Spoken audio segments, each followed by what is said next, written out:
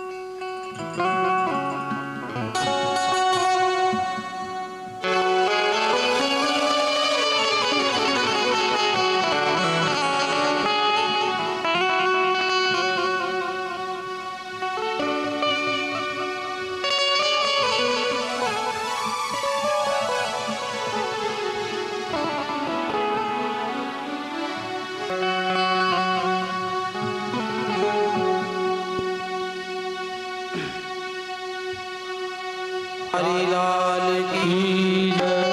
श्रीमद्भागवत महापुराण की जय। आरती अति पावन पुराण की। आरती अति पावन पुराण की। सर्वभक्ति विज्ञान गान की। आरती अति पावन पुराण की। धर्म भक्ति विज्ञान गान की। महापुराण भागवत निर्मल चुक मुक विगलित निगम फल परमानंद रस में फल लीला रति रस रस निधान की। आरती अति पावन पुराण की। धर्म भक्ति विज्ञान गान की।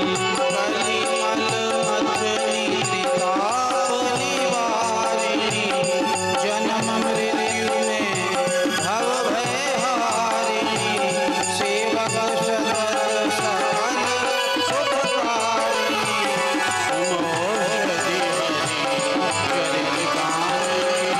आरती अति पावन पुराण की। धर्म भक्ति विज्ञान गान की।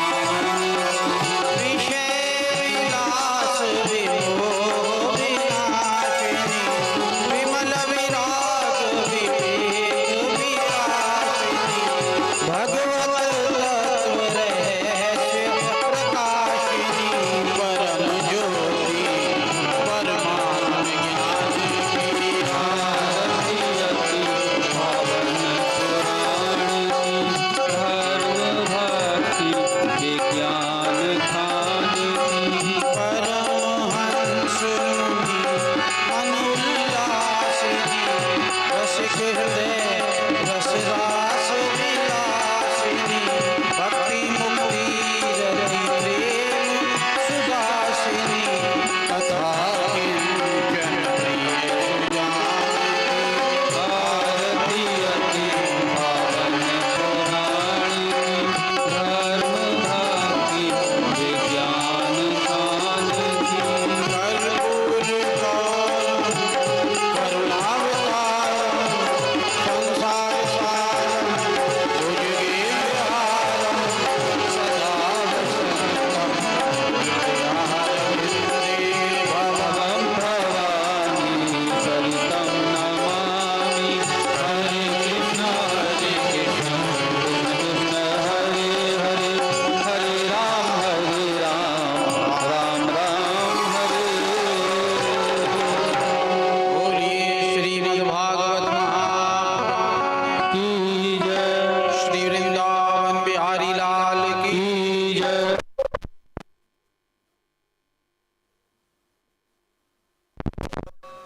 की जय सावरिया सेठ की जय। चार भुजानाथ की गंगा मैया की जय यमुना मैया की द्वारिका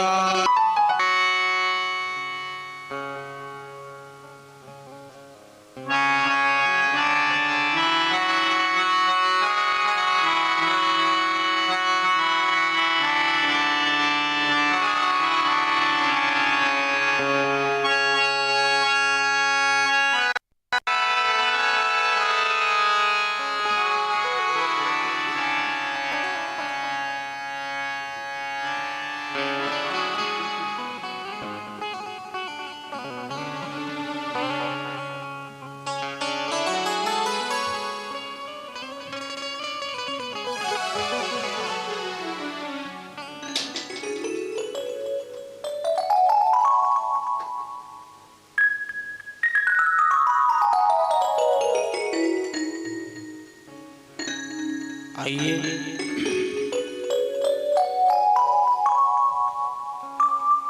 परमात्मा की कथा में प्रवेश करें। उससे पूर्व जैसा क्रम है, 2 घड़ी मिलकर भगवान श्याम सुंदर श्री राधा जी और श्री वृंदावन का ध्यान अपने हृदय में कर लें। उसके बाद भागवत का दर्शन करेंगे।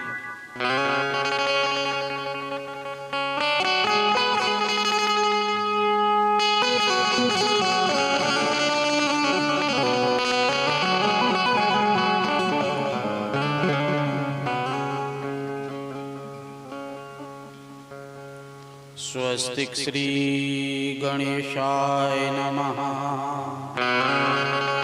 स्वस्तिक श्री गणेशाय नमः।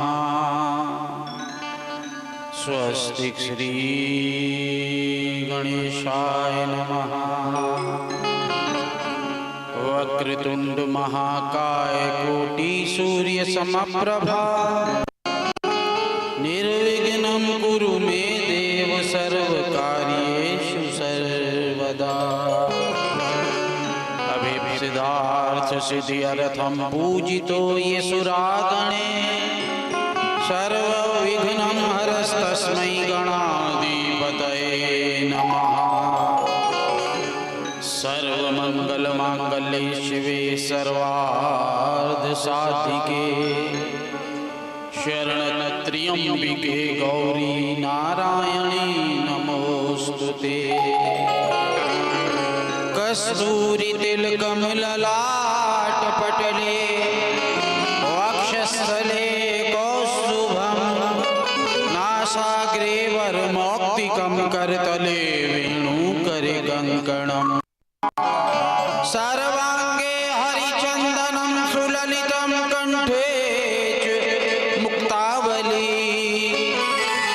गोपस्त्री परिवेष्टितो विजयते गोपाल चूड़ामणि। ईश्वराग्र विगलत कल्प प्रसूनाप्यलुप्तवम् वस्तु प्रस्तुत वेणुनादल महापुरुष ते चरणारविंदम्। सुदुस्तज्य सुरेश सिद्धराज्य लक्ष्मी धर्मिष्ठ आर्य वचसायद्गादरण्यं माया मृगं दैतये पिशद्मन्नधावद वन्दे महापुरुष ते चरणारविन्दम्। यस्याङ्घ्रि पंकज पराग पर प्रभावाद कृतिमृतां श्रुतिमाचरामि तं सद्गुरुं सतत सर्वसुखं सद्गरयं वन्दे सदा विमलबोधघनं। सद्गरयं वन्दे सदा विमलबोधघनं। विचित्रं विचित्रं कृष्णदुदीयपदपङ्कज पंजराजहंस समय कफरोधन विधौ स्मरणं कुतस्ते। कृष्णं वन्दे व्रजप्रियं कृष्णं द्विपायनं वन्दे कृष्णं वन्दे जय जय श्री राधारमण जय जय नवल किशोर जय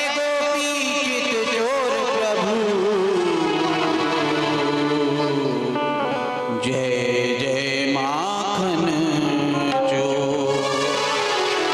तप्त कांचन गौरांगी राधे वृंदावनेश्वरी वृषभानुसुते देवी प्रणमामि श्री हरि प्रिया। राधे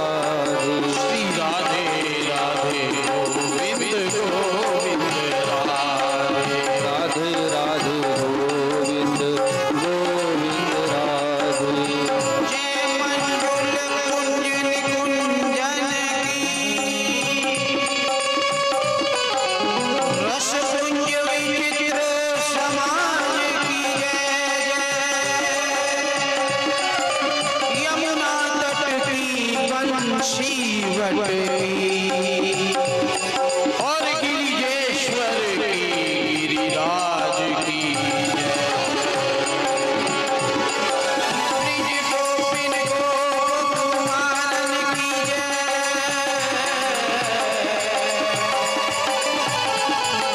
विपिनेश्वर के सुख साधन की जय विपिनेश्वर के सुख साधन की ब्रिज के सब संपन्न भक्तन की और ब्रिज मंडल की ब्रिजराज की जय मंडल ब्रिजराज की जय शेष महेश गणेश दिनेश सुरेश जाहि निरंतर ध्यान ताहि अखंड अनंत अनादि अभेद अभेद वेद बतावे नारद शेष शुक व्यास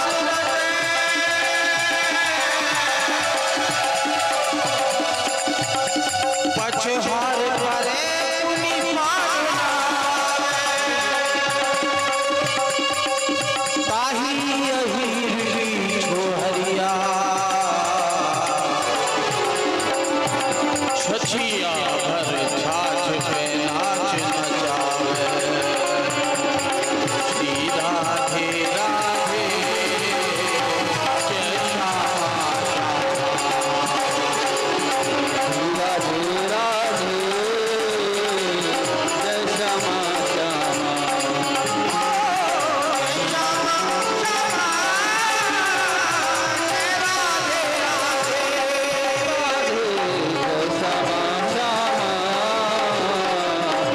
राधे राधे बोलो राधे राधे राधे राधे राधे राधे राधे राधे राधे राधे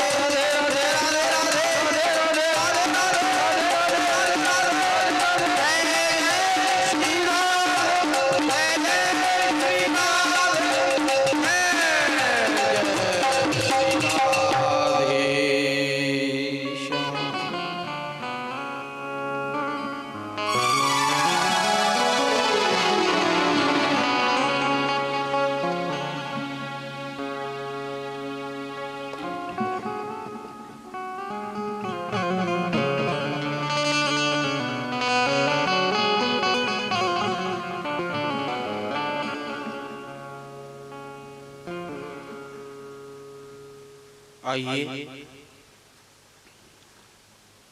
चतुर्थ दिवस की सभा को प्रारंभ करें।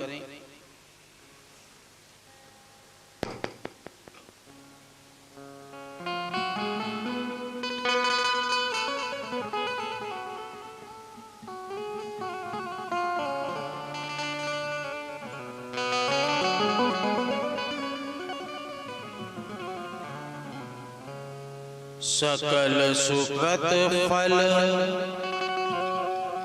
भूरी भोग से जग हित सेवक मन मानस मराल से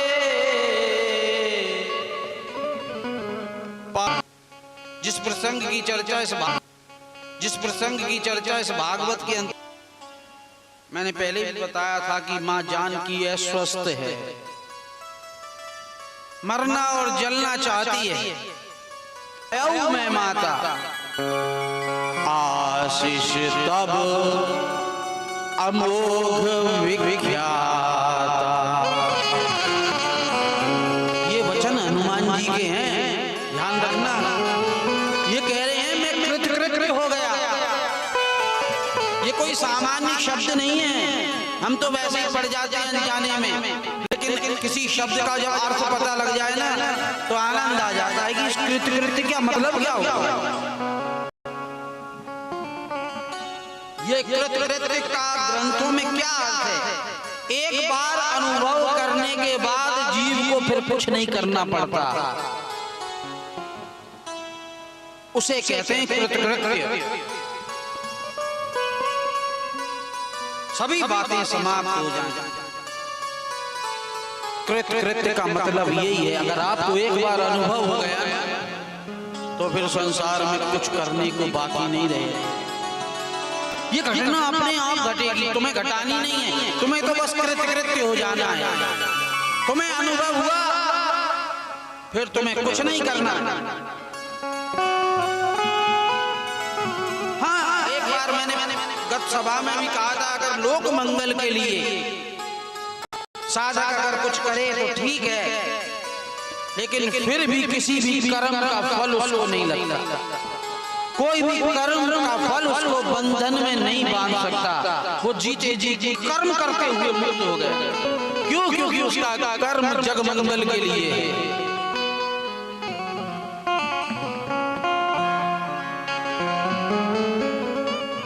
रामायण की एक दृश्य है कि परशुराम जी की जब विदाई हो गई तो विश्वामित्र से जनक जी ने पूछा कि अब मैं क्या करूं। आप जानते हैं धनुष तोड़ दिया गया, परशुराम जी को क्रोध आ गया, फिर लक्ष्मण जी से संवाद हुआ, लेकिन जब परशुराम जी चले गए उसके बाद मोहि कृत्य कीन दो भाई, इन दोनों भाइयों ने मुझे कृत्य कर दिया है। बड़ी मधुर बात। जनक तो जानते थे कृत्य का अर्थ क्या होता है, वो जानते थे कृत्य होने के बाद कुछ भी करना शेष नहीं रहता। बात पूरी हो गई, फिर भी पूछते हैं मुनि विश्वामित्र से कि मुनिवर अब मैं क्या करूं। अच्छा, विश्वामित्र भी उनकी वाणी को समझ लेते हैं। कहते हैं आप तो कृत्य हो गए महाराज, आपको तो कुछ करना शेष नहीं रहा, लेकिन लोक मंगल के लिए वेद विधि से सिया राम का विवाह अब हो जाना चाहिए, करवा दो। अब तुम्हें और कुछ करने को बचा नहीं है, लेकिन लोक कल्याण के लिए ये काम करवा दीजिए। और देखिए राम कथा के समापन के समय मां भगवती पार्वती भगवान भोलेनाथ से क्या कहती है, अब कृत्य भयऊ अब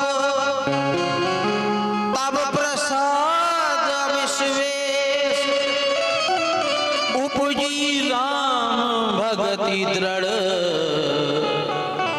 बीते सकल कले।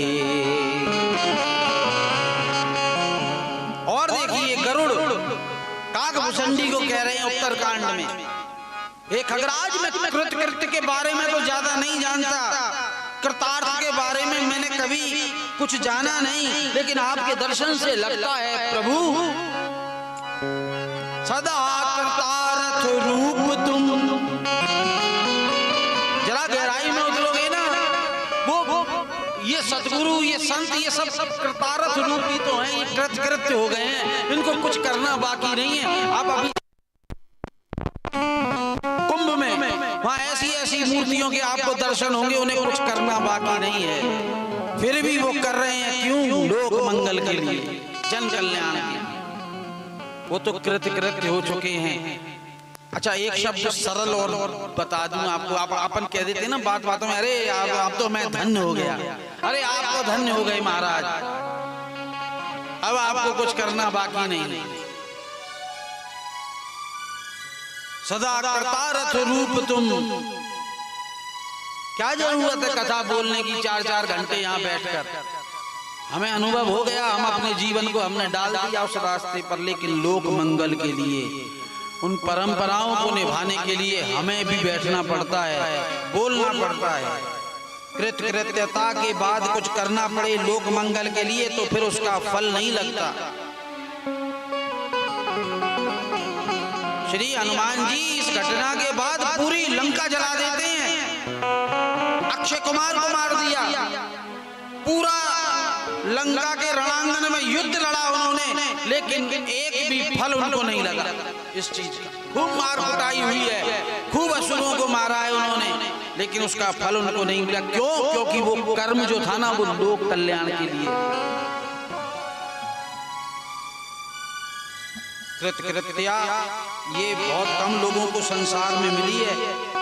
और इससे भी ज्यादातर हमारे भारतवर्ष में प्राप्त हुई है। ये कृत्य भाव बड़ा अनूठा है। जीव चाहता है मैं कुछ कर लूं, मैं कुछ कर लूं, लेकिन कर लेने के बाद भी कभी उसको संतोष नहीं होता, जिसकी चर्चा हम कल कर रहे थे। कोई ऐसी स्थिति आ जाए कि अब कुछ नहीं करना है, अब तो केवल लोक मंगल के लिए। भक्त और ज्ञानी में क्या अंतर है जानते हैं आप? जिज्ञासु और अर्थार्थी में क्या भेद है? श्रीमद् भगवत गीता में 4 प्रकार के भक्तों का वर्णन है, आर्त, अर्थार्थी, जिज्ञासु और ज्ञानी। लो जी, अब रामचरितमानस से हम उतरे आए भगवत गीता में। बात एक ही है इस पूरी कथा में, क्या कि हम राम प्रिय कैसे हों। और आश्रय लिया है हमने 3 ग्रंथों का, रामचरितमानस, भगवत गीता और मूल भागवत तो है ही। इसको आप पकड़ना। अर्थार्थी होता है ना वो, भक्ति वो भी करता है, लेकिन वो क्या समझकर करता है? वो ये समझकर भक्ति करता है कि संसार का कुछ सार है।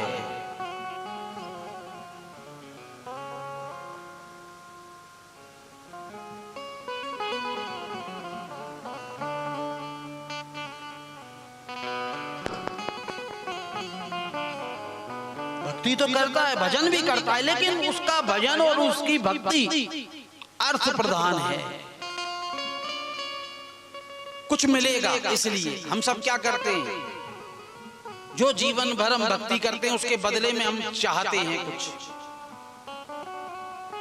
हम संसार चाहते हैं, संसार के भोगों को चाहते हैं। हमारी गिनती अर्थार्थियों में होती है। कोई ना कोई अर्थ निकालना चाहता है, उसकी दृष्टि में अर्थ प्रधान है। दूध से दही, दही से मक्खन, मक्खन से घी, घी से कोई मिष्टान पकवान बना ले, फिर उस मिष्टान पकवान को बेच दे, फिर और कुछ प्राप्त हो जाए उसे। कुछ ना कुछ एक के बाद एक, एक के बाद एक, एक के बाद एक बात लगी रहती है। 4 प्रकार के भक्त हैं, उसमें से जो ये अर्थार्थी का अंतिम दर्शन है, उसका दर्शन, उसकी दृष्टिकोण, उसकी सोच ये है कि इस जगत में कुछ सार है। यहां हर प्रकार का व्यक्ति बैठा है इस पंडाल में। 4 प्रकार के भक्त बैठे हैं, अर्थार्थी भी हैं, आर्त भी हैं, जिज्ञासु भी हैं, ज्ञानी भी हैं। तो अर्थार्थी का अंतिम दर्शन ये है कि संसार का सार है कुछ। वो सार को देखता है, वो अपने मतलब को देखता है, वो अपने स्वार्थ को देखता है, इसीलिए वो ईश्वर को भजता है। और सार को देखने वाले को एक ना एक दिन आसार का भोग बनना पड़ता है। ये बात जरूर ध्यान रखना। जिसने इस संसार में सार देखा है ना, उसको आसार का भी भोग बनना पड़ता है। जो गुलाब चुनता है ना, कांटे भी उसको लगते हैं। कभी ना कभी जरूर कांटा लगा हो। अकेला गुलाब आपको नहीं मिल सकता। अगर आप गुलाब को चाहते हो तो कांटे के लिए भी तैयार रहिएगा। बिना कंटक के गुलाब का पौधा नहीं कहा जाएगा। उसे गुलाब मानना बिल्कुल गलत है, मूढ़ता है, मूर्खता है। तो जो संसार में सार देखता है उसको आसार का भोग बनना ही पड़ता है। हम कहते हैं ना, संसार नाम असार, सार भगवन नाम सार। अगर कुछ निचोड़ निकलेगा ना तो तुम्हारी भक्ति और भजन का निकलेगा। ये संसार में जो तुमने जो भी कुछ किया है, ये न्यूनाधिक निरर्थक है, इसका कोई अर्थ नहीं है। बस एक को देख के दूसरा, दूसरे को देख के तीसरा चले जाए। जीवन की संगति करके पिट गया, अपना उसका कुछ नहीं है। तो मैं कह रहा हूं कि जो संसार में सार देखता है, एक ना एक दिन उसको असार का भोग बनना पड़ता है। और सरल कर दूं, कोई कहे मेरी पत्नी बहुत सेवा करती है, मेरी पत्नी बहुत प्रेम करती है, ये मेरे जीवन का सार है, इस पत्नी को पाकर तो मैं धन्य हो गया, मेरा जीवन धन्य हो गया। अगर ये नहीं होती, ये ना मिली होती तो पता नहीं शायद मेरा क्या होता, इतना अच्छा नहीं होता। ये सोचे जो पत्नी में सार देखता है, एक दिन वो पत्नी जब मर जाएगी ना तो उसको असार का भोग बनना पड़ेगा। अर्थात अर्थार्थी को दोनों भोगने पड़ते हैं। अर्थार्थी का निचोड़ ये है कि संसार का कुछ सार निकलेगा।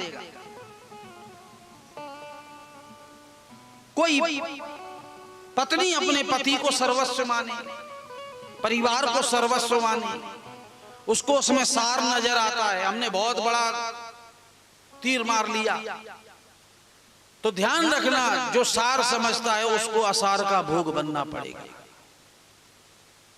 अब दूसरा अर्थार्थी की बात हो गई। अर्थार्थी को दोनों भोगने पड़ते हैं, सार का भी आनंद लेता है, फिर असार का दुख भी भोगता है। गुलाब भी चुनता है तो फिर कांटे भी लगते हैं। जिज्ञासु जो होता है उसका दृष्टिकोण संसार में, ये संसार क्या है। अर्थार्थी कह रहा है संसार में कुछ सार है, जिज्ञासु कह रहा है ये संसार क्या है, क्वेश्चन मार्क। उसके मन में प्रश्न है, उसका निर्णय जानने के लिए इच्छुक है। वो निर्णय, ये बहुत अच्छी बात है, वो निर्णय खुद नहीं करता, वो जाता है किसी सतगुरु के पास, बाबा आप बतलाओ ये संसार क्या है।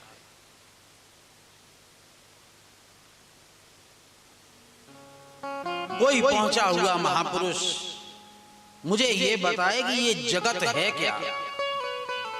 अर्थार्थी ने तो निर्णय कर लिया, आहा इसमें तो बहुत सार है, तो उसने असार का भी दुख भोगा। लेकिन जिज्ञासु जानना चाहता है ये जगत क्या है, वो खुद निर्णय नहीं करता, वो किसी पहुंचे हुए के पास जाएगा कि आप मुझको बतलाओ ये जगत क्या है।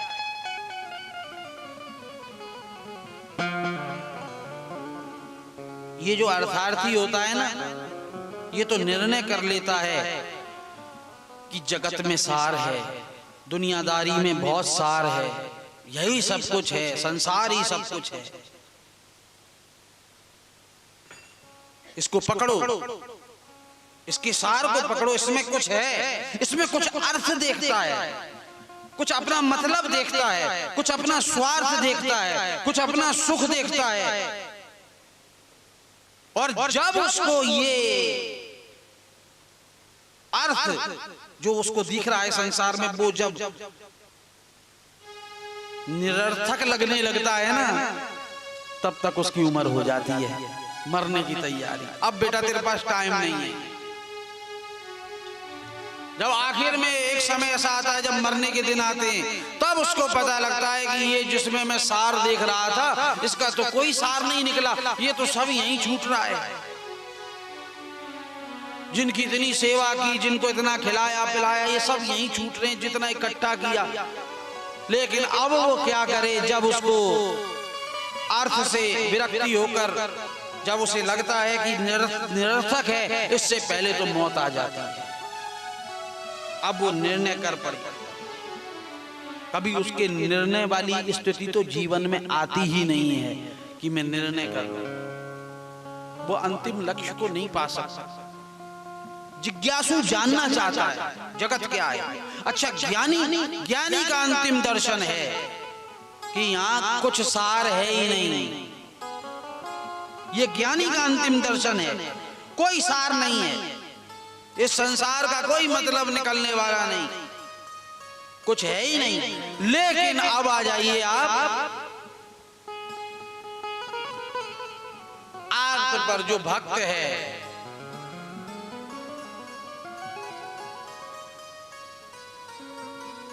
भक्त का दर्शन बड़ा अनूठा है।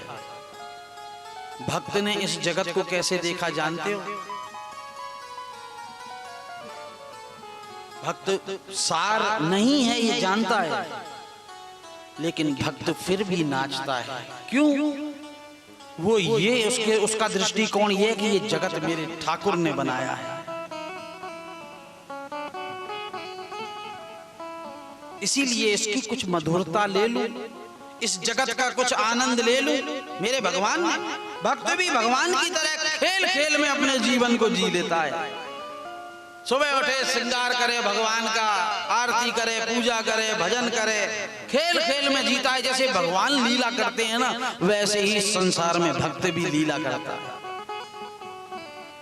वो भागता नहीं है। आपने वो गीत सुना है कि संसार से भागे फिरते हो, भगवान को क्या तुम पाओगे। ये भक्त है जो वो ये सोचता है ये भगवान ने, मेरे ठाकुर जी ने बनाया है ये पूरा जगत, आओ इसकी मधुरता ले लें, इस बगीचे में भी चलो कुछ वर्ष घूम के चलते, आनंद ले लें। उसकी प्रत्येक क्रिया एक लीला बन जाती है। लीला बड़ा प्यारा शब्द है। घटना तो थोड़ा कठोर शब्द लगता है जब हम घटना बोलते हैं। लीला, लीला शब्द में यूं समझ लो कि रस टपक रहा हो।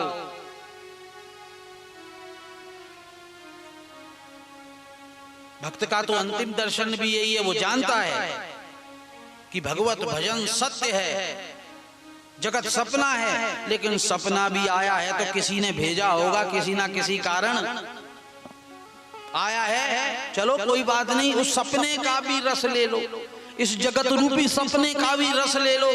इसके पीछे भी कोई कारण होगा, तभी तो ठाकुर ने हमें दिया है। इस सपने को भी अनुभव में ले ले। ये भक्त का दर्शन है।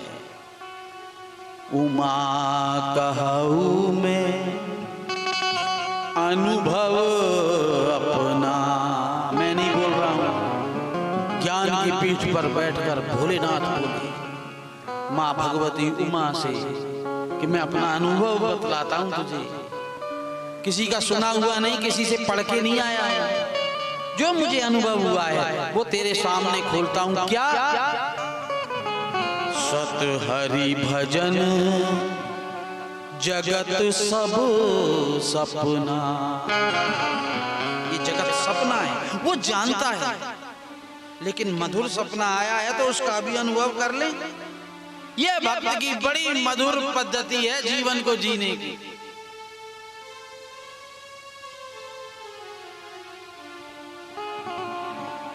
रामकृष्ण परमहंस के बारे में शायद आपने पढ़ा हो, सुना हो।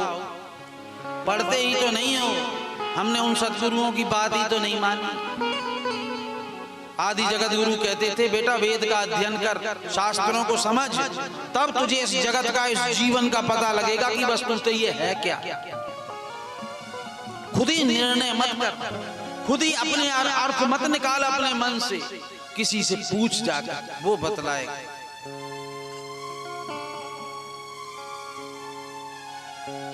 उनका एक शिष्य था जिसका नाम था मथुरानाथ। प्रेम से रामकृष्ण उसको कहते थे मथु, मथुरा मथुरा कहकर पुकारते थे। तो एक दिन बाबा परमहंस बड़ी मस्ती में बैठे थे, बड़े मस्त महापुरुष, हमारे हिंदुस्तान का वैभव रामकृष्ण परमहंस। तो परमहंस अपने उस मथुरा दास से कहते हैं कि मथुरा, मुझे एक सपना आया रात को। मथुरा ने कहा बाबा आपको सपना? आप तो परमहंस हैं, आपको सपना कैसे आ गया? सपने में तो संसार जी रहा है, सपने देख रहा है। आप तो जागृत हैं प्रभु, आप तो परम जागृत चेतना है, आपको सपना कैसे आ गया? कि हाँ हाँ आया भाई, मैं झूठ नहीं बोल रहा हूं। तो मथुरा बोला मुझे कोई शक नहीं है बाबा, आप असत्य नहीं बोल रहे हो, लेकिन बतलाओ कौन सा सपना आया आपको?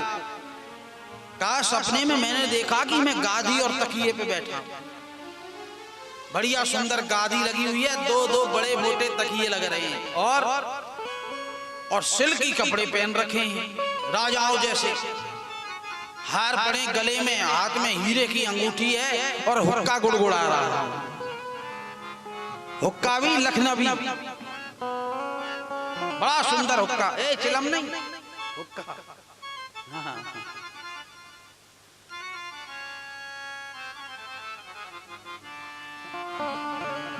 परमहंस का सपना बहुत कम बात जाहिर हुई है। जिसने काफी पढ़ा है ना उनको वो बतला सकता है कि मैं हुक्का पी रहा हूं और वो भी लखनवी हुक्का है, बड़ा सुंदर।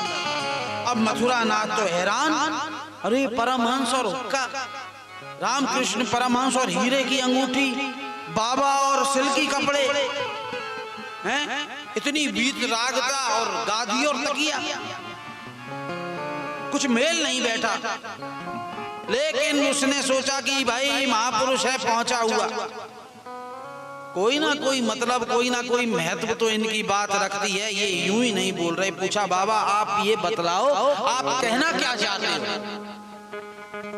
तो कहा यार कहना वहना तो क्या है, अब सपना आया है तो उसको पूरा भी करना चाहिए।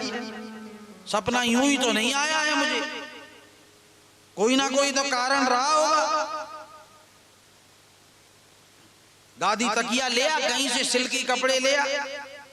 अगर ये सपना पूरा नहीं हुआ तो इस हुक्के के लिए कहीं मुझे दूसरा जन्म ना लेना पड़ जाए, कोई वासना रह गई अगर मेरे अंदर तो फिर आना पड़ेगा संसार में। सपना आया है तो कोई ना कोई कारण तो होगा, किसी जन्म की वासना रह गई होगी, वरना परमहंस को सपना कैसे? बाबा ने शिष्य से कहा जा ले आ, अभी ले आ सब,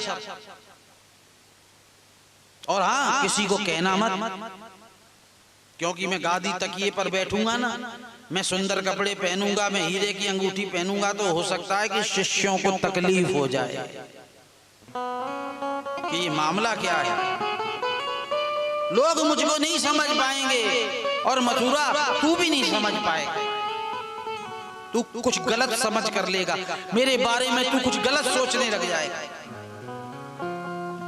ये तो मुझे तेरा सहारा लेना पड़ रहा है, तेरे सहारे लिए बिना ये बात पूरी नहीं होगी। अब मेरे ऊपर फर्क नहीं पड़ता तू समझे या ना समझे, मेरे ऊपर कोई फर्क नहीं पड़ता मुझे कोई समझे या ना समझे, मैं खुद को समझता हूं, यही मेरे लिए काफी।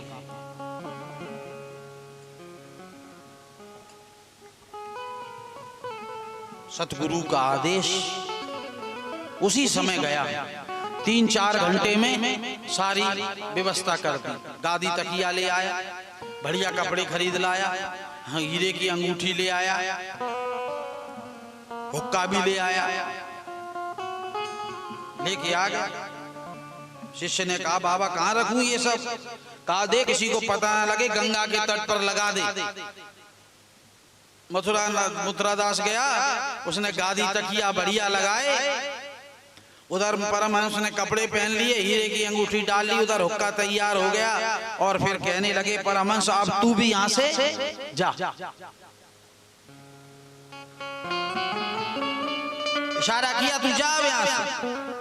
मथुरा नाथ चला गया, लेकिन वो ज्यादा दूर नहीं गया, थोड़ी दूर जाकर वो वृक्ष की आड़ में से देखने लगा कि सतगुरु करता क्या है, देखे तो सही। क्या देखता है?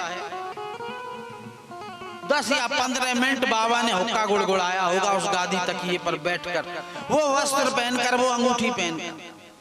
उसके बाद खड़े हुए हुक्का तोड़कर गंगा जी में फेंक दिया, गादी तकिया जो था वो सब उठाकर गंगा जी में फेंक दिया, और जो सिल्क कपड़े सब कर गंगा जी में फेंक दिए, अंगूठी उठाकर गंगा जी में फेंक दी, और हो गए बिल्कुल नंग धड़ंग, और खड़े होकर इतनी जोर से हंस रहे हैं, शायद कभी मैंने जितना पढ़ा है किसी भी प्रसंग में रामकृष्ण परमहंस इतना नहीं हंसे जितना वहां पर हंसे थे। पहली बार परमहंस इतना हंसा, जोर जोर से ठहाके लगाकर गंगा के तट पर नंग धड़ंग खड़े होकर हंस रहे हैं। अब मथुरा नाथ सोचने लगा कि ये गादी तकिया मंगाना, उस पर बैठना, ये तो पागलपन जैसा लगता है। अब ये और पागलपन दिखाई देता है कि गंगा जी में डाल दिए उठाकर। मथुरा नाथ ने आकर बाबा परमहंस के चरण पकड़ लिए। बाबा क्या बात? परमहंस बोले बस हो गई बात, अब दूसरी बार नहीं आना पड़ेगा, समझा तू? बोला बाबा मैं नहीं समझ पाया। तो कहने लगे 2 बात है मथुरा इसके पीछे। एक तो अब तू भक्तों को कह सकता है कि जो सपना लगाना तो किसी जन्म की कोई वासना का बीज रह गया होगा मेरे अंदर, वरना ऐसा सपना मुझे नहीं आना चाहिए था और मैंने ये पूरा कर लिया। कहीं ये सपना मेरे अगले जन्म कारण ना बन जाए,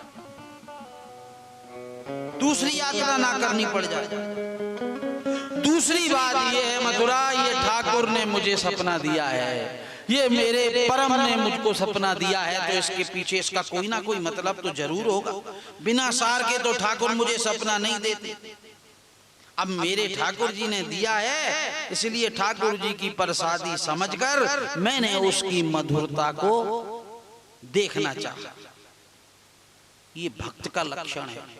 कई लोग कह देते ना कि ये संत और ये तो मौज उड़ा रहे हैं और इनके पास इतनी सुविधाएं और इनके पास ये क्यों। अरे हमारे ठाकुर ने दिया है, तुमसे तो नहीं मांगा हमने, और तुम किसी को कुछ दे भी नहीं सकते,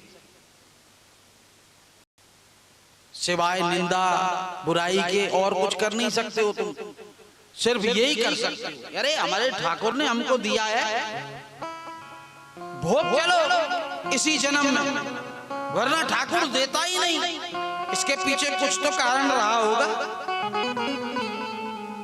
भक्त का लक्षण है, इसमें कुछ सार नहीं है ऐसा जरूर समझता है, लेकिन साथ के साथ ये भी समझता है कि बनाया है मेरे मालिक ने, इसका सृष्टा मेरा परमात्मा है, इसीलिए वो उससे भागता नहीं है। ये अवस्था विरागी लोगों नहीं होती, ध्यान देना जरा।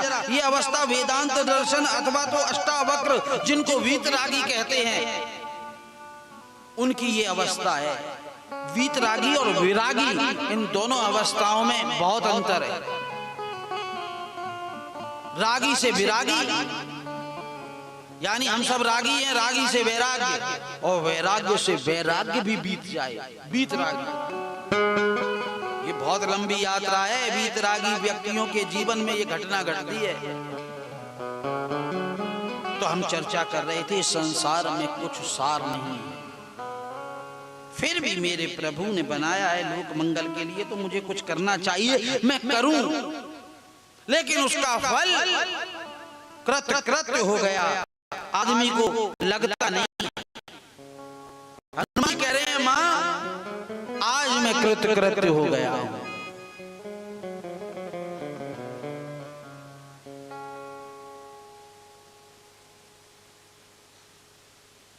ये आशीर्वाद जब मिले ना, तब जानकी ने जाना कि ये व्यक्ति राम प्रिय है।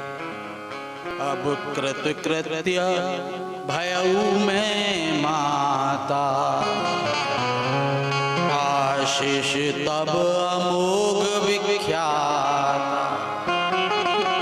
राम तो मिला है, राम का प्रेम मिल जाए। व्यक्ति मिलने से क्या फायदा, व्यक्ति का प्रेम मिलना चाहिए। लोग तो हजारों मिलते हैं सुबह से शाम तक, प्रेम से ना मिलो तो क्या मिलना मिलना है।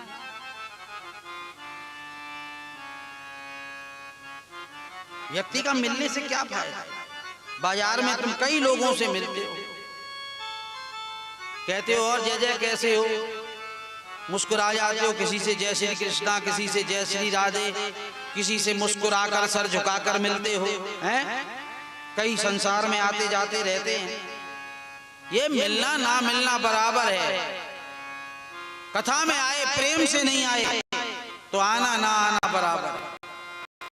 जब प्रेम ही नहीं अंदर परमात्मा के चरणों में। अरे बाजार में तुम्हें कई लोग संसार में आते जाते हैं, कई लोग बस में मिले होंगे, कई लोग ट्रेन में मिले होंगे, कई लोग गली में मिले होंगे, मिलते हैं, अभिवादन भी करते हैं एक दूसरे का, लेकिन जब प्रेम ही नहीं तो वो मिलना वो ना मिलना एक बराबर है। राम तो मिले हुए हैं ही, ध्यान देना।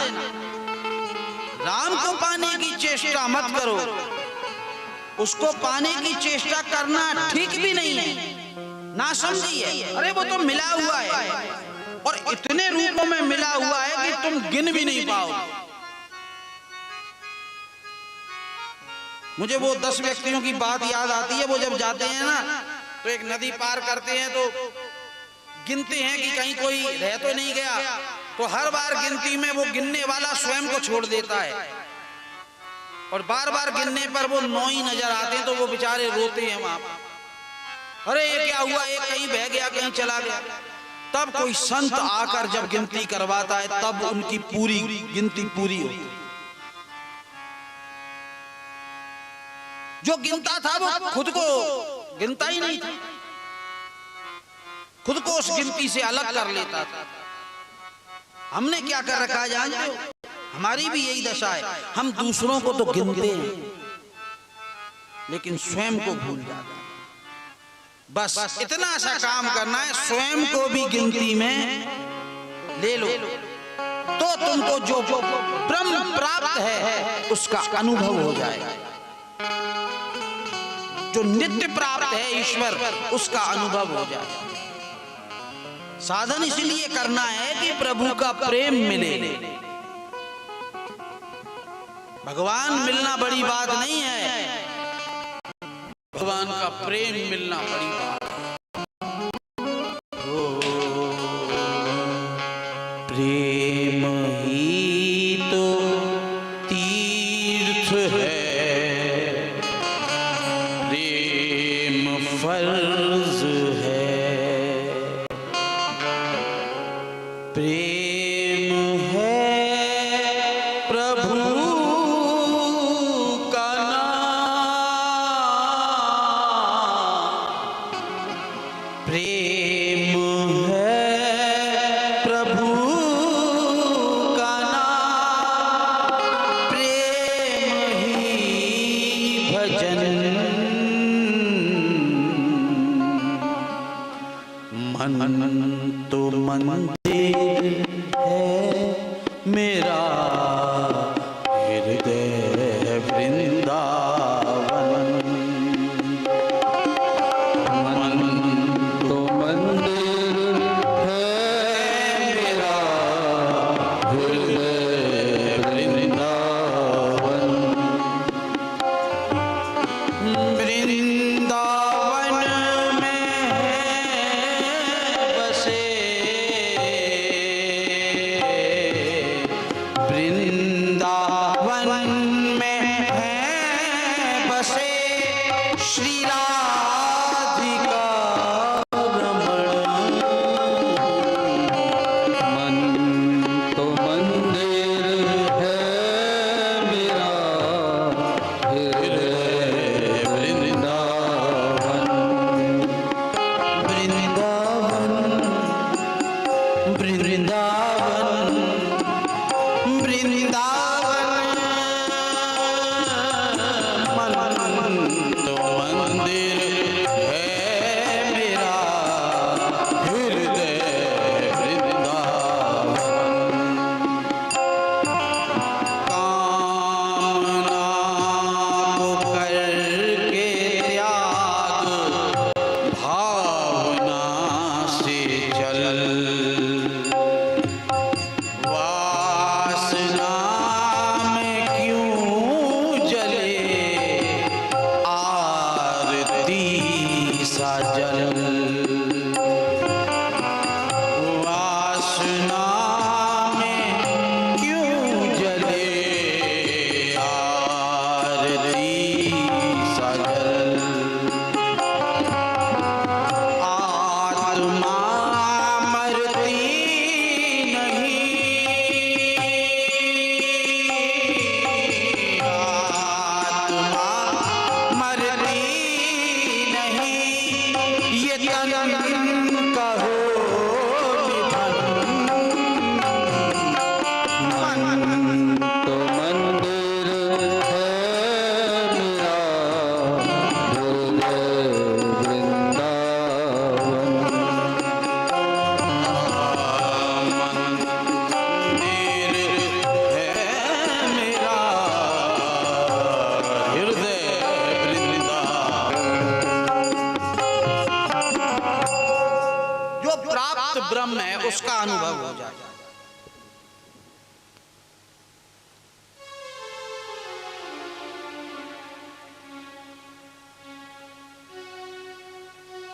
साधन इसलिए करना है भगवान मिले नहीं, भगवान का प्रेम मिले इसीलिए साधन करना है। भगवान की भक्ति मिले इसीलिए साधन करना है। भगवान तो मिला हुआ है। अब आप कहेंगे कि भगवान का प्रेम मिले, आप कह रहे हो भगवान का प्रेम मिला हुआ, इसका प्रमाण, तो प्रमाण बहुत से हैं। हमको कैसे पता लगे कि हमको भगवान का प्रेम मिला है या नहीं? इसके बहुत से प्रमाण हैं शास्त्रों में, सतगुरु ने दिए। सबसे अनुभव का प्राण तो ये हो सकता है, प्रभु यदि आप प्रेम कर रहे हैं तो प्रभु का नाम लेते ही तुम्हारी आंखों में आंसू आ जाए,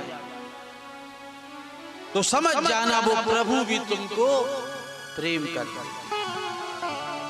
तुम्हारी आंखों के आंसू बतला देंगे। ये कंडीशन हो जाए भक्ति करते करते कि भगवान का नाम, तुम्हारे इष्ट का नाम, ठाकुर जी का नाम, राम का नाम लेते ही आंखें भीग जाएं, तो समझ जाना तुम्हारा भगवान भी तुमसे प्रेम करता है। सबसे पहला प्रमाण ये है।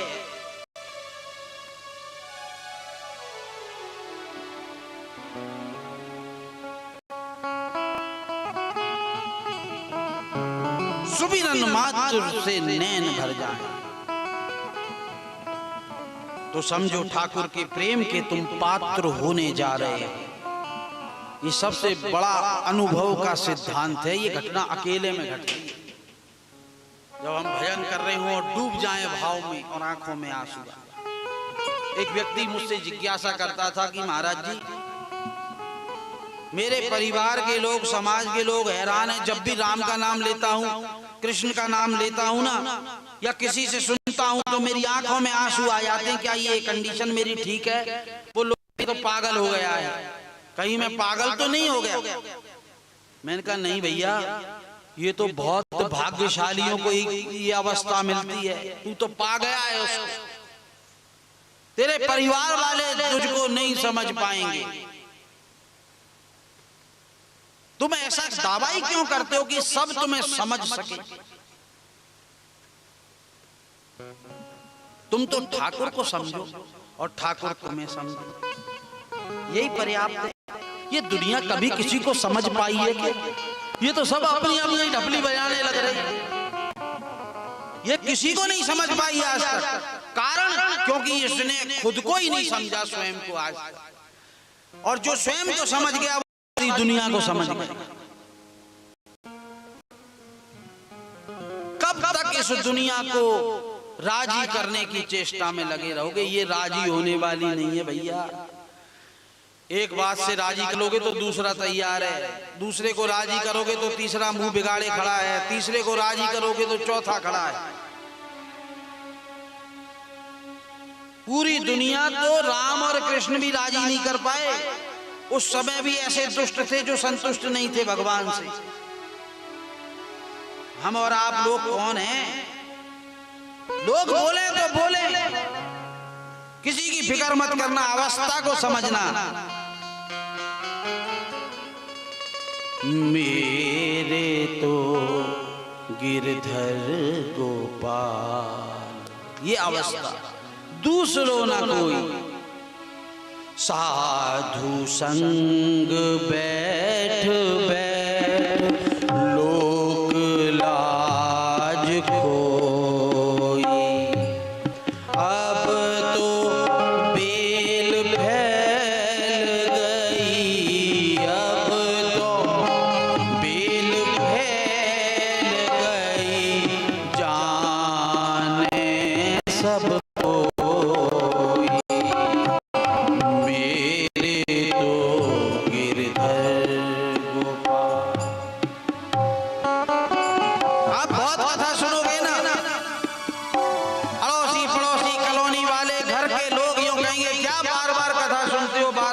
सुनते हो।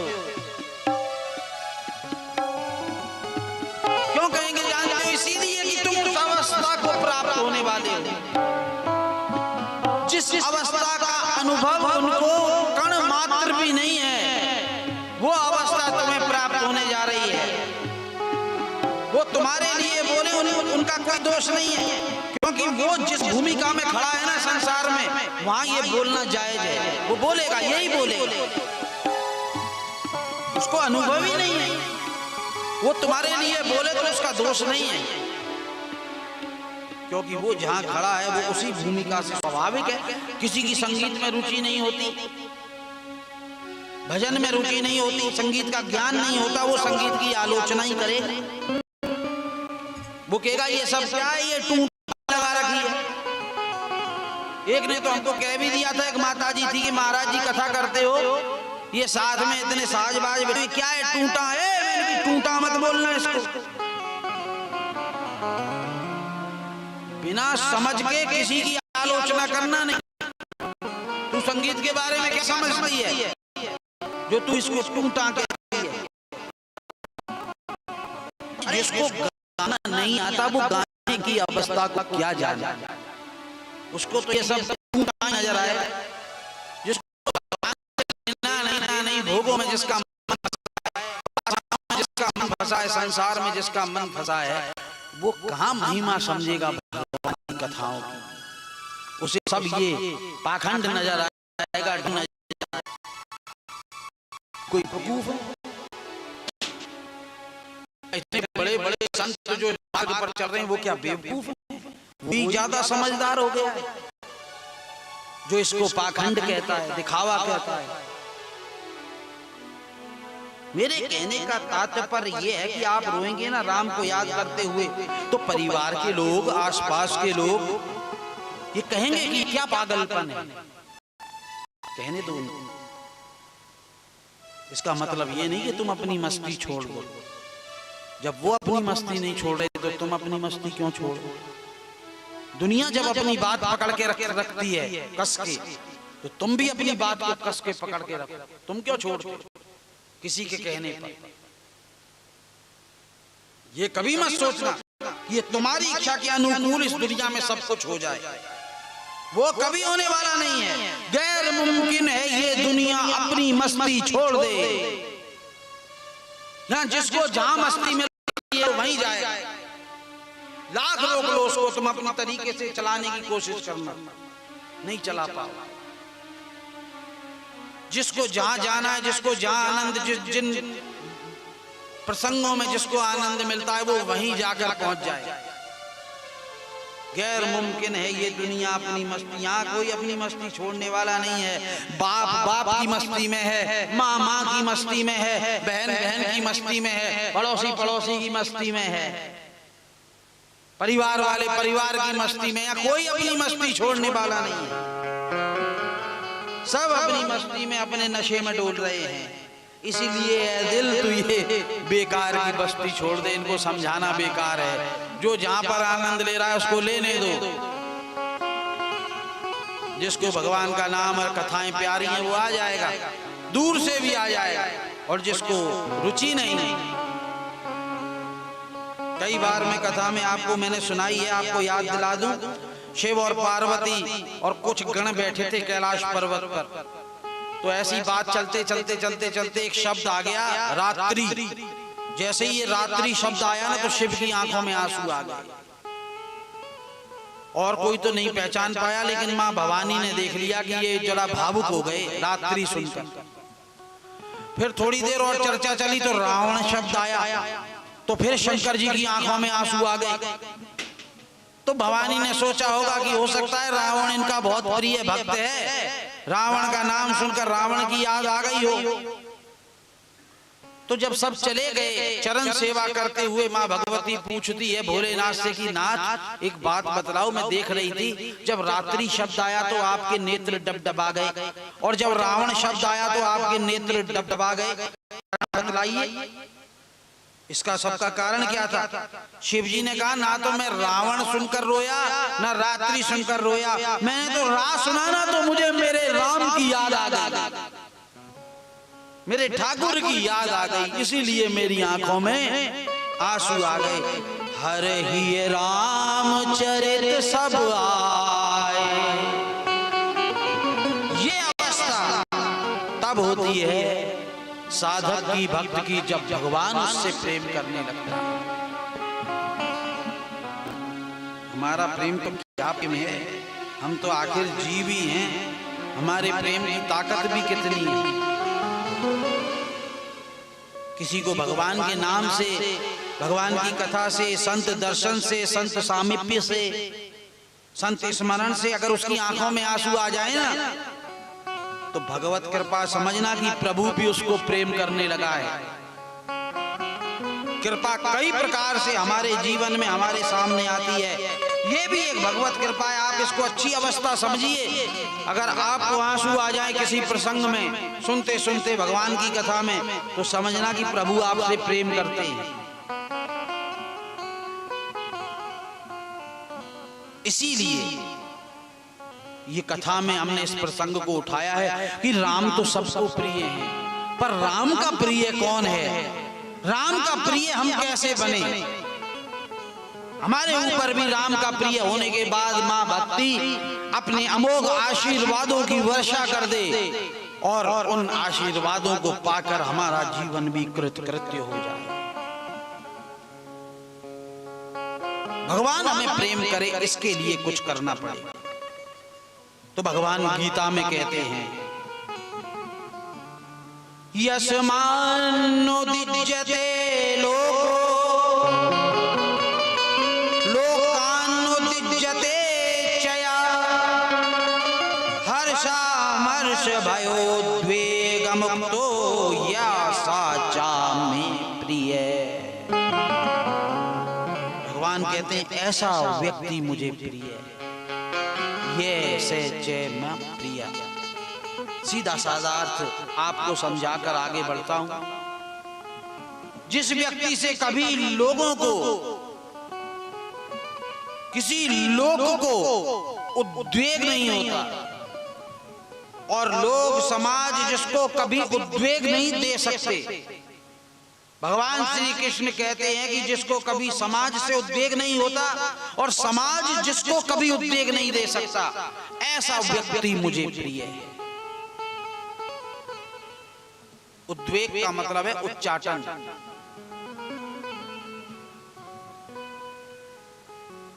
एक अवस्था है ये प्रेम की प्राप्ति के मार्ग में, इस अवस्था से भी प्रेमी को गुजरना पड़ता है। उद्वेग, उन्मत्तता, प्रलाप, मूर्छा, चिंता, सुमिरन, गुण कथन, उद्वेग, प्रलाप आदि आदि अवस्थाओं से तब जाकर कहीं प्रेम प्राप्त होता है। ये बड़ा ही प्यारा सूत्र है। हम ऐसा जीवन बनाएं कि हमसे किसी को उद्वेग ना हो और हमें कोई उद्विग्न ना कर पाए। है तो बहुत कठिन, लेकिन बन जाए तो बन सकता है। शुरू शुरू में साइकिल चलाना नहीं आता तो ऐसा लगता है भैया इससे बढ़िया तो एवरेस्ट पे चढ़ा दो, वो बढ़िया है। कितनी बार आदमी गिरता है, हाथ मुंह गोडे छिल जाते हैं उसके, लेकिन जब वही साइकिल चलाना वो सीख जाता है, तब देखो उसको आप दोनों हाथ छोड़कर तरह तरह से नए नए तरीके से वो साइकिल को इधर घुमाएगा उधर घुमाएगा। बस जब तक बात समझ में नहीं आए तब तक कठिनाई है। बात अगर समझ में आ जाए ना, तो ये जो सब कठिन लग रहा है ना, अभ्यास से बहुत सरल हो जाता है। हम ऐसा जीवन बनाएं समाज में हमारे द्वारा किसी को उद्वेग ना हो और समाज हमको उद्वेग ना दे पाए। सत्संग में बहुत सी बातें खुल जाती हैं अपने जीवन की, अपने अंदर की किताब खुल जाती है। यहाँ पर सीधी सीधी कथा तो हर कोई आपको सुना देगा, भजन गा देगा, नए नए भजन सुनाएंगे अच्छे अच्छे संगीत के साथ, लेकिन जीवन की किताब को खोल दे किसी ऐसे के पास जाकर बैठना बड़ा मुश्किल है। हमने वो किताब जो बंद कर रखी है अपनी अंदर, बहुत सी बातें। सत्संग बहुत महत्व का है। जिज्ञासा लेकर, निष्ठा लेकर, श्रद्धा लेकर शास्त्र के पास बैठ जाओ, किसी सतगुरु के पास बैठ जाओ। सतगुरु क्या है? सतगुरु इन शास्त्रों का ही तो पुनर्जन्म है। सतगुरु सरल कर देता है। इतनी मोटे शास्त्र आप कहां पढ़ पाओगे, समय कहां है आपके पास। तो सतगुरु क्या करता है, मूल मूल सूत्र लेकर आपके सामने रख देता है। ये है अब तू खुद को चेक कर ले और ये है जीवन का असली सत्य। मिला ले इसको अपने आप से, अपने जीवन की किताब से। कहीं गड़बड़ हो तो उसको क्रॉस कर देना। सभी शास्त्र जिसमें आ जाते हैं, सब शास्त्र जिसमें जंगम हो जाते हैं, गतिशील हो जाते हैं, उसी को सतगुरु कहते हैं। समाज हमको कभी उद्विग्न ना कर पाए और हमें कभी समाज से उद्विग्नता ना हो, कैसा भी हो, कोई कुछ भी कहे। कई लोग तो ऐसे होते हैं, मैंने देखा है, उनको बिल्कुल उद्वेग होता ही नहीं है, कोई उनको विचलित कर ही नहीं सकता, ना वो अपनी उपस्थिति से इस संसार में किसी को विचलित कर रहे हैं। और कई लोग ऐसे होते हैं मेरे भाई बहन, उनका भगवान ही मालिक है, खुद भी परेशान है, उद्विग्न है, अंदर से जलते रहते हैं, कभी द्वेष की आग में, कभी जलन की आग में, कभी क्रोध की आग में, कभी काम की आग में, कभी लोभ की आग में, और दूसरे को भी चैन से नहीं लेने देते। ऐसे लोगों पर भी भगवान की कृपा हो, 24 घंटे उद्वेग में ही रहते हैं। चौघड़िए में तो कम से कम एक सीमित टाइम में उद्वेग का काल आता है, कभी लाभ आ जाए, कभी अमृत आ जाए, कभी शुभ आ जाए, कभी रोग आ जाए। लेकिन ये लोग मैंने देखे 24 घंटे उद्वेग वाले ही चौघड़िए में रहते हैं, उद्वेग ही चलता रहता है। अच्छा, दूसरी बात ध्यान देना और अनुभव करना, आपकी एक अवस्था कभी ऐसी हो जाती है, हो सकता है कि आपको कोई घटना उद्विग्न ना कर पाए, लेकिन ऐसी अवस्था में कभी कभी परिवार को उद्वेग हो जाता है। आप जरा ज्यादा चुप हो जाओगे ना, तो घर वाले कुछ पूछ रहे हैं तो वो बेचारे उद्विग्न हो जाएंगे कि इसको क्या हुआ।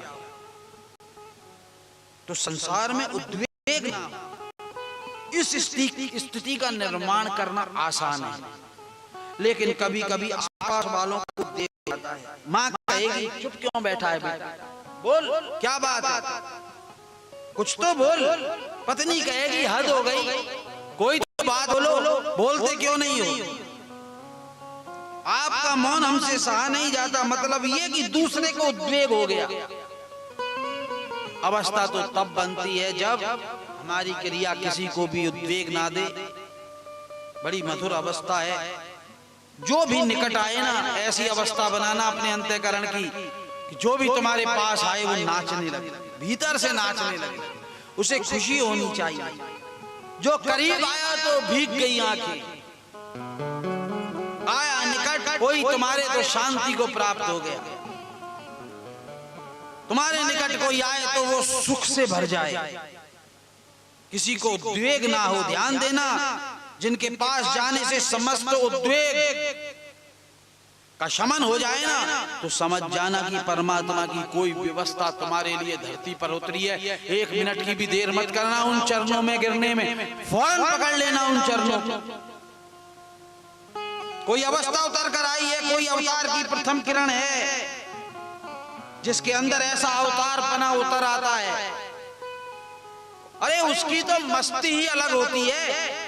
तुम उनके पास जाओ और मस्त हो जाओ, तो ये कल्पना करो कि वो अंदर से कितना मस्त होगा। फिर तो उसको कुछ करना नहीं पड़ता, बस चरणों में बैठे रहो और आनंद लेते रहो।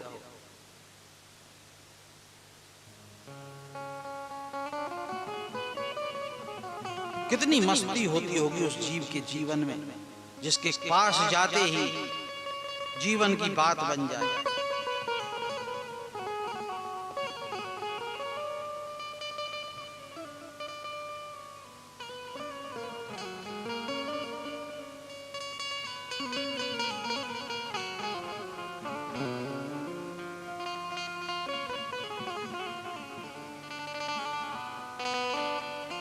भगवान ने हमको यहाँ भेजा है, हमारे द्वारा किसी को उद्वेग ना हो, ना ही कोई हमें उद्वेग दे पाए। यस्मानुदिज्यते लोको न दिज्यते जीवन का, हमारे कर्म से, वचन से, मन से हम दूसरे को अगर राजी ना कर पाए तो किसी को उद्वेग भी मत देना। हम सभी को शुभ चौघड़िया दें, लाभ का चौघड़िया दें, अमृत का चौघड़िया दें, किसी को उद्वेग ना दें, किसी को रोग ना दें, किसी को अशुभ मुहूर्त ना दें। जो दूसरों को उद्वेग नहीं देता ना, उसको लाख दुनिया दुख देना चाहे, उद्वेग देना चाहे, उसके पास उद्वेग भटक भी नहीं सकता, क्योंकि उसने खुद ने कभी अपनी उपस्थिति से, अपने किसी कर्म से, अपने किसी वाणी से किसी को उद्विग्न नहीं किया। तो दुनिया उसको क्या उद्विग्न कर पाएगी? उसको लगेगा ही नहीं।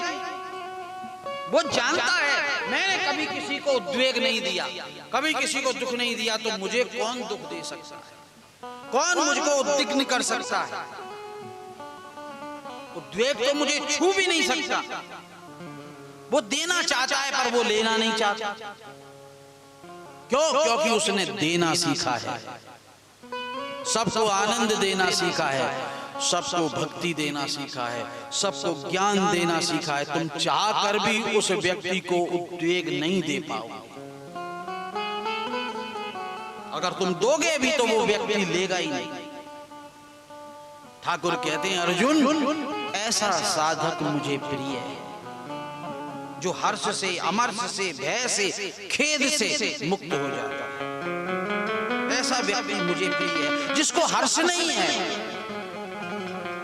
बहुत समय से कह रहा हूं आपसे, हर्षित मत होना। हर्षित होगे तो विषाद आएगा,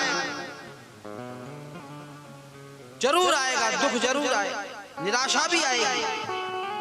भगवान श्री कृष्ण कहते हैं, अर्जुन हर्ष छोड़ दो, हर्ष से मुक्त हो जाओ। हर्ष और प्रसन्नता में अलग अलग बहुत अंतर है। हर्ष छोड़ दो, प्रसन्न हो जाओ। ये हर्ष जो है ना, ये बाहर की वस्तु है, और प्रसन्नता अंदर की वस्तु। ऊपर से भले ही चेहरा उतरा हुआ उदास बैठा है, लेकिन अंदर तो गुब्बारे फूट रहे हैं उसके, अंदर से प्रसन्न है। और हम ऊपर से हंसने का दिखावा करते हैं, खुश होने का, हर्षित होने का दिखावा करते हैं, लेकिन अंदर हमारे कोई प्रसन्नता नहीं।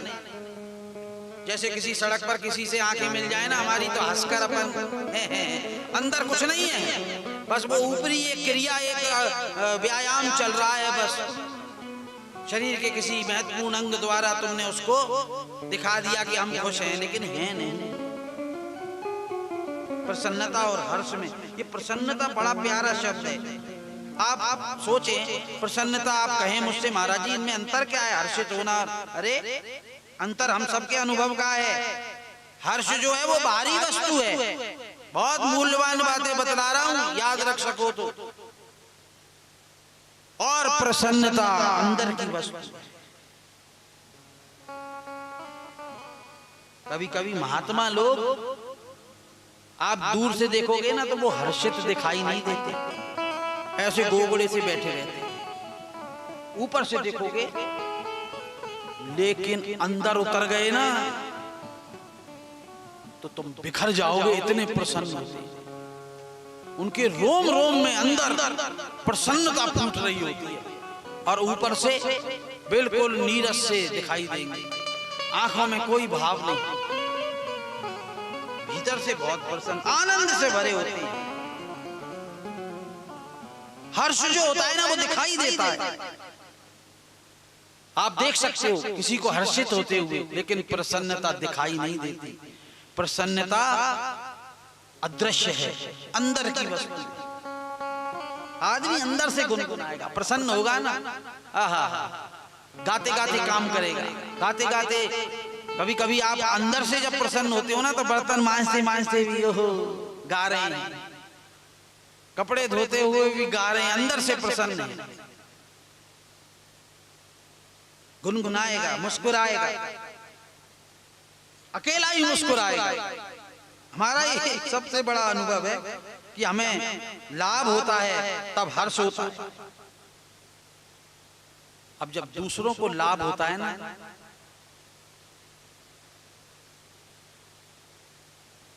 तो प्रसन्नता होगी। आप क्या सोच रहे थे? वैसे हम बहुत भयंकर समय में जी रहे हैं। हमारा लाभ हो तो हर्षित होते हैं हम, और दूसरे का लाभ हो तो प्रसन्न होते हो क्या? पड़ोसी को गड़ा हुआ खजाना मिल जाए, एक बहुत बड़ा ट्रंक मिल जाए और सोना ही सोना भरा है, आप पे क्या बीतेगी? प्रसन्न होगे कि नहीं? नहीं होगे ना। साफ मना कर दिया उन्होंने। काहे को हो, पागल है कोई? हम काहे को प्रसन्न होंगे? मिला उसको है एनो पड़े, ओह करना पड़े, होना पड़े, ऐसी जिंदगी धिक्कार है।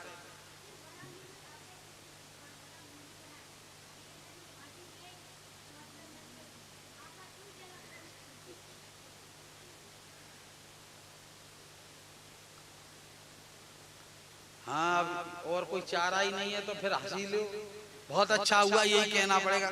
मैं तो अंदर की बात कर रहा हूँ। क्या अंदर प्रसन्नता होती है क्या? ऊपर से तो कहोगी ही कि बना रे अगला जन्म में की दो हुई मिल गया, हम क्यों? अंदर क्या होता है?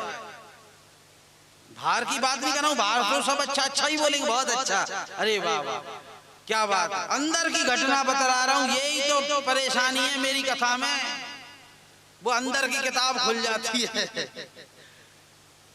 दूसरे का लाभ होता है जब, तब हर्ष होता है।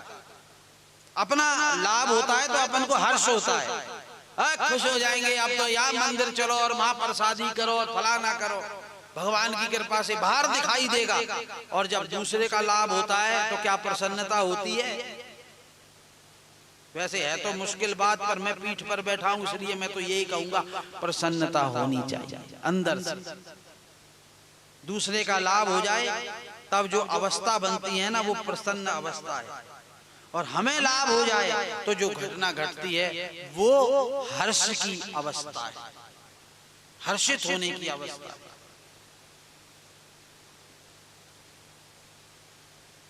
अच्छा, हमें हर्ष होता है ना तो हमें फिर शोक भी होता है। ये दोनों एक ही सिक्के के, जैसे राग और द्वेष मैंने बतलाए थे ना, वैसे ही हर्ष और शोक। जो हर्षित होगा वो शोक में भी जाएगा, उसको शोक भी होगा। हम मैं कल कह रहा था ना, अपन 9 बजे तो हर्षित हो जाते हैं और फिर 12 बजते हैं, जब 11 बजे दुखी हो जाएंगे। पुनः फिर 1 बजे खाना सामने आ गया तो हर्षित हो गए। फिर शाम को कोई पैसे मांगने आ गया तो शोक में आ गए।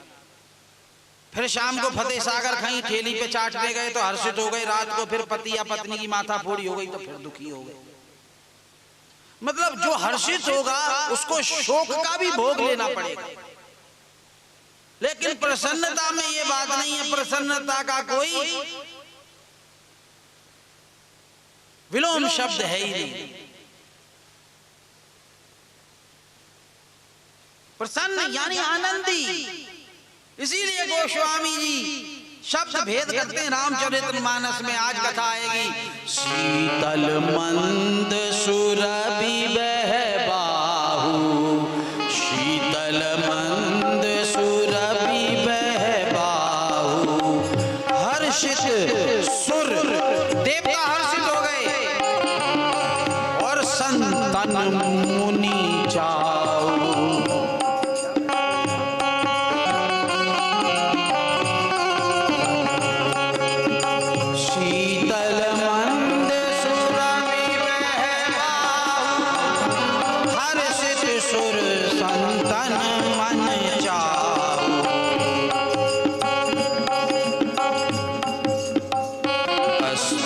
करई नाग मुनि देवा,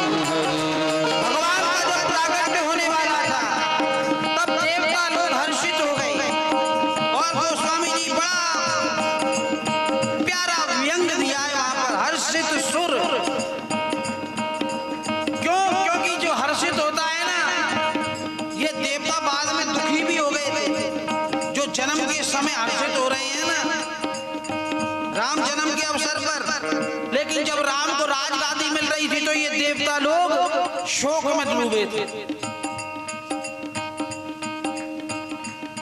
आप पढ़िएगा, आप कहेंगे महाराज जी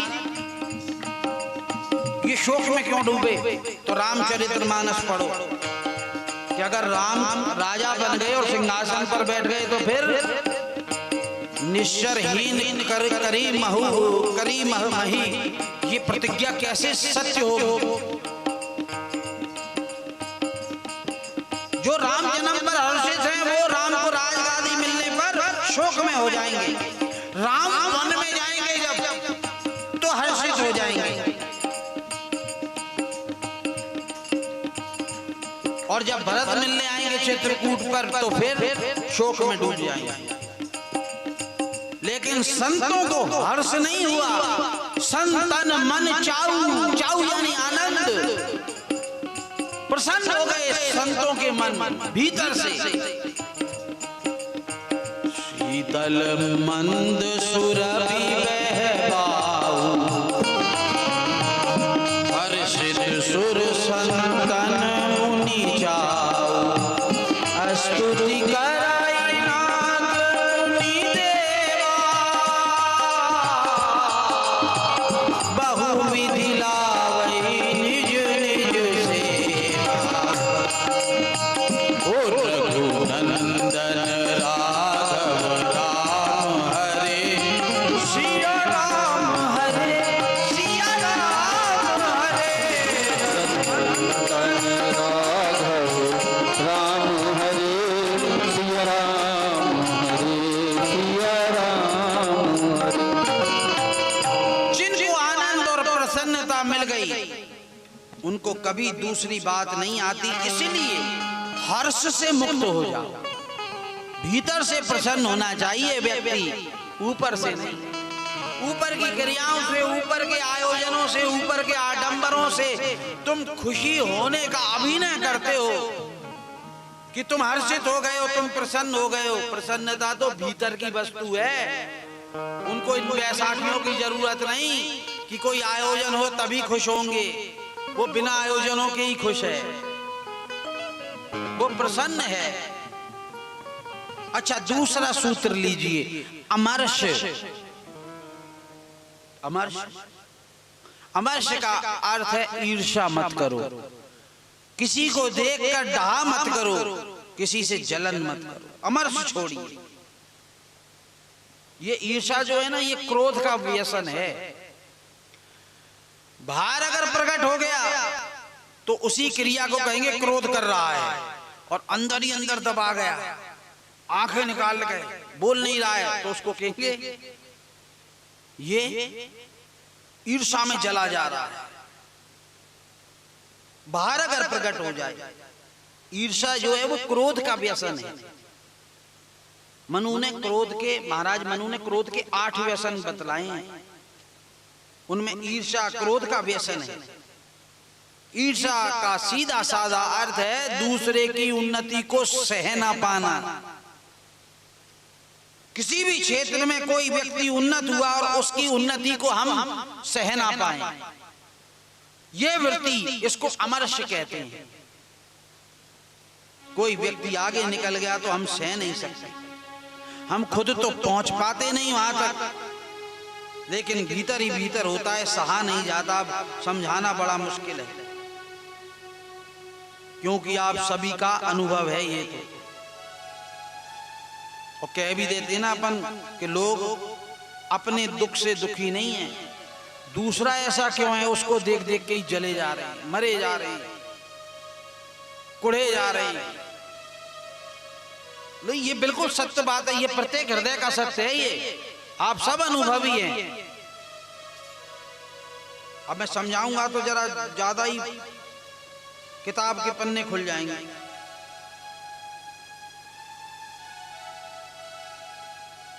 इसकी व्याख्या ज्यादा करना भी जरूरी नहीं है, क्योंकि हम सब इसी से गुजरते हैं। दूसरे की उन्नति को देखकर राजी हो जाना, तुमको क्यों ऐसे अनिय हो रहा है, घटना दूसरे में घटती है और पीड़ित अपन हो रहे हैं।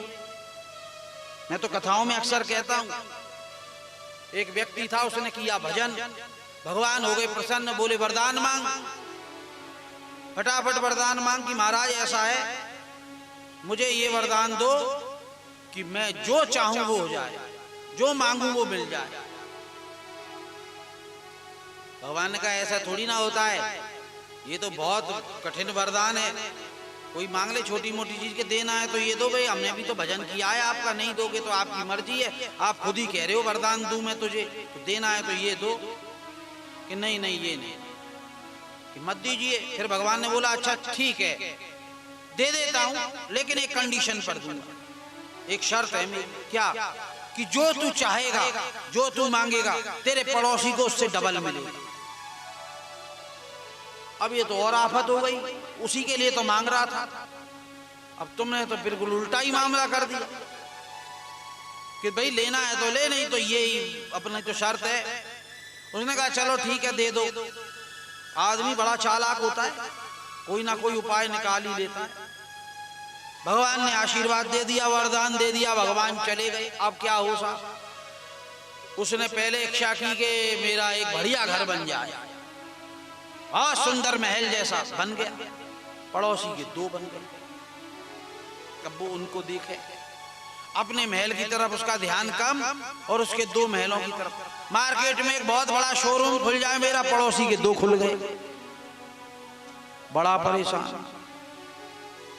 विवाह हो जाए मेरा, विवाह भी हो गया, पड़ोसी के दो हो गए। एक को एक महल में रखता है, एक को एक महल में रखता। अब पुत्र भी प्राप्त हो जाए, उसको एक हुआ, पड़ोसी के दो दो हो गए। अब बेचारा बड़ा परेशान, उसने भी कोई ना कोई युक्ति ऐसा आदमी निकाल ही लेता है। उसने कही ये तो डबल परेशानी हो गई, पहले ही अच्छा था इससे। उसने क्या किया, एक कुटिल योजना बनाई अपनी खोपड़ी में, और उसने भगवान से क्या मांगा कि हे प्रभु, मेरे घर के मेन गेट के सामने बहुत बड़ा 50 फीट का गड्ढा बन जाए। बन गया गड्ढा, और उस पड़ोसी के 100 फीट गहरा गड्ढा बन गया, बहुत बड़ा, दोनों घरों के आगे। और फिर उसके बाद उसने भगवान से मांगा, हे प्रभु मेरी एक आंख फोड़ दो। इतना कुटिल, अब वो तो भैया एक आंख से बचता बचाता गड्ढे से निकल भी जाए, उसकी तो दोनों फूट गई पड़ोसी की। बेचारा बाहर निकला, गड्ढे में गिरा। और तो इसकी व्याख्या करना बेकार है, घटना दूसरे में घटती है और पीड़ित अपन होती है। ये बड़ा ही मूढ़ मामला है, मूढ़ता है। अमरस छोड़ो, तभी प्रभु हमको प्रेम करेंगे। अनदेखापन करो, कथा सुनते हो ना तो हमको ईर्ष्या ना हो। कितने अच्छे आदमी बन जाएं अगर ये बातें सिर्फ बोलना या सुनने तक ही नहीं, जीवन में भी अगर उतर जाएं तो तुम क्या बन जाओगे, कल्पना भी नहीं कर सकते। हम शब्दों में बोल भी नहीं सकते कि हम कैसे हो जाएंगे अगर ईमानदारी से ये चीजें हमारे अंदर आ जाए, दिखावे की नहीं। हमने क्या है, शब्दों के पीछे अपने असली चरित्र को ढक रखा है। सबने अपने आप को ढक रखा है, छुपा रखा है। अरे ये यात्रा है ना जो जीवन की, ये ज्यादा से ज्यादा 75, 80 और ज्यादा से ज्यादा मान लो तो 100, इसके बाद सब खत्म है। क्यों किसी से जलना, क्यों किसी से दुखी होना। वेद ऋषियों ने कह दिया है कि 100 वर्ष जीना है ना तुमको, तो इससे आगे और कोई बात नहीं है। कोई कोई निकल जाए 100 से ऊपर तो अच्छी बात है, लेकिन अगर 100 वर्ष जीना है तो तुम किसी से ईर्ष्या मत करना, किसी से अमर्ष मत करना। इंसान को मृत्यु नहीं मारती, इंसान को ये कमियां मारती हैं, ये विकृतियां मारती हैं, दोष मारती हैं, चिंता मारती हैं।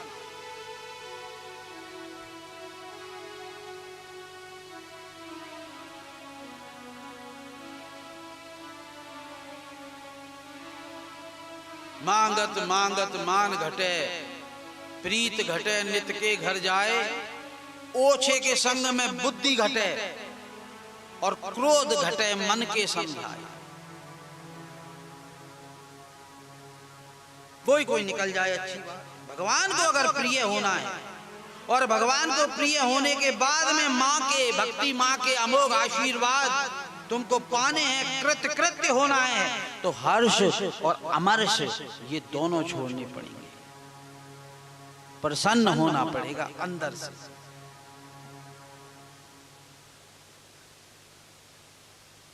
हम कहते हैं भगवान को प्रिय होना है तो संघर्ष छोड़ो। जो भगवान के प्रिय होना चाहते हैं ना, वो किसी से संघर्ष नहीं करते, किसी से बहस नहीं करते, किसी से वाद विवाद नहीं करते। यहाँ किसको पत्थर मारे कौन पराया है, शीश महल का हर एक चेहरा अपना लगता है, दीवारों से मिलकर रोना अच्छा लगता है, हम भी पागल हो जाएंगे ऐसा लगता है। यहाँ किसको कहकर पत्थर मारे, किसके साथ संघर्ष करें, किससे जलन करें? सब अपने ही तो हैं, कौन है आप पे पराया? सब हम जैसे ही तो हैं, थोड़ी थोड़ी आयु लेकर आए हैं। किसी को कोई रोग है बेचारा, कोई कैसे दुखी है, इस घर में कोई कैसे दुखी है, उस घर में सबके मृत्यु हो रही है, सबके जन्म हो रहे हैं, सब दाल रोटी कमा रहे हैं, खा रहे हैं बेचारे, अपनी अपनी इच्छाओं से अपने काम चला रहे। क्यों जलना किसी से?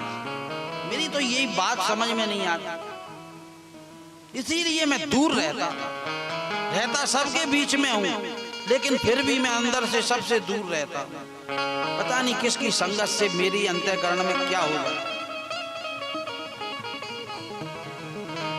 संघर्ष मत करो। हाँ, अगर तुम में नीति की प्रधानता होगी तो तुम्हें संघर्ष करना पड़ेगा। ध्यान से सुनना मेरी बात। अगर तुम नीति वाले हो तो तुम्हें संघर्ष करना ही पड़ेगा, बिना संघर्ष के नहीं चलेगा। ध्यान देना, नीति प्रधान व्यक्ति सदैव संघर्ष करता है। ये राजनीति वाले होते हैं ना, तुमने देखा होगा, इनका काम ही यही है, संघर्ष करते रहना। खुद भी अपने आप में ही ये सेटिस्फाई नहीं होते, संघर्ष करते रहते। जिसको नीति में जाना, जब नीति की बात आई ना तो बड़े बड़ों ने संघर्ष किया है। हमारे राम जी भी संघर्ष की घोषणा कर दी जब नीति की बात आई। हमारे ठाकुर जी ने भी संघर्ष की घोषणा कर दी जब नीति की बात आई। तो युद्धाय कृत निश्चय, उठा ले धनुष बाण अर्जुन। भगवान कहते हैं लक्ष्मण बाण सरासर आनु,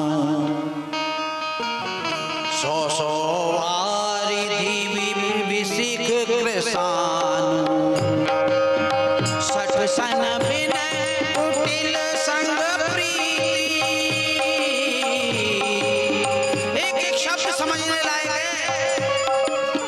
भगवान प्रेम के सागर है। कल मैंने कहा था तू प्यार का सागर है, लेकिन वो नीति के भी आधार है। जहाँ प्रेम से बात नहीं बन रही ना, वहां पर धनुष बाण भी उठेगा।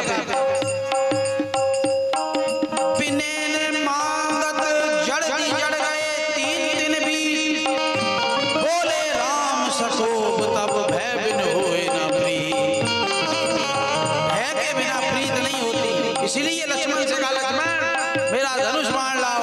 अब ये नहीं मानेगा, 3 दिन से लक्ष्मण बाण सरासर आनु, सौ सौ वारिधि विसिख कृसानु। ऐसा सरासर ऐसा बाण कहने लगे कि इस वारिधि को सुखा दूंगा मैं। सठ सन विनय कुटिल संग प्रीति, सहज कृपण सुंदर यह नीति, ममता रत सन ज्ञान कहानी, अति लोभी सन बिरथि बखानी, क्रोधई सम कामी हरि कथा, ऊसर बीज भये फल जथा, रघुपति चाप चढ़ावा, यह मत लक्ष्मण के मन भावा, संगाने प्रभु विसिख कराला, उठी उधोगी उर अंतर ज्वाला।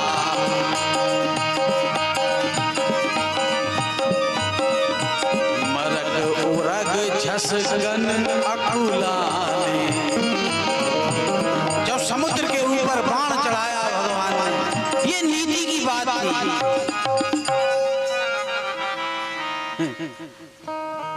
नीति की बात आई ना तो भगवान ने संघर्ष को ललकारा। नीति प्रधान जीवन होगा तो संघर्ष करना ही पड़ेगा आपको, लेकिन यदि प्रीति प्रधान जीवन है तो संघर्ष छोड़ना पड़ेगा। ये कहना पड़ेगा भैया तू बड़े बाप का, झुक कर निकलना पड़ेगा। अगर प्रीति प्रधान है तो, और नीति प्रधान है तो मारामारी करनी ही पड़ेगी, संघर्ष करना पड़ेगा। हर्ष और अमर्ष से मुक्त हो जाइए, भय से मुक्त हो जाओ। ऐसा व्यक्ति मुझे प्रिय है जो भय से मुक्त है, डर छूट जाए, भीरुता छूट जाए। अब आपका प्रश्न होगा महाराज जी भीरुता ये डर तो है सबको, सब डरे हुए ही तो हैं दुनिया में। सबको मौत का डर है, सबको लुट जाने का डर है, बैठे हैं सब डर के मारे, बंद हैं खिड़की बंद हैं द्वारे, कोई लूट ना ले, कोई हमें मार ना दे।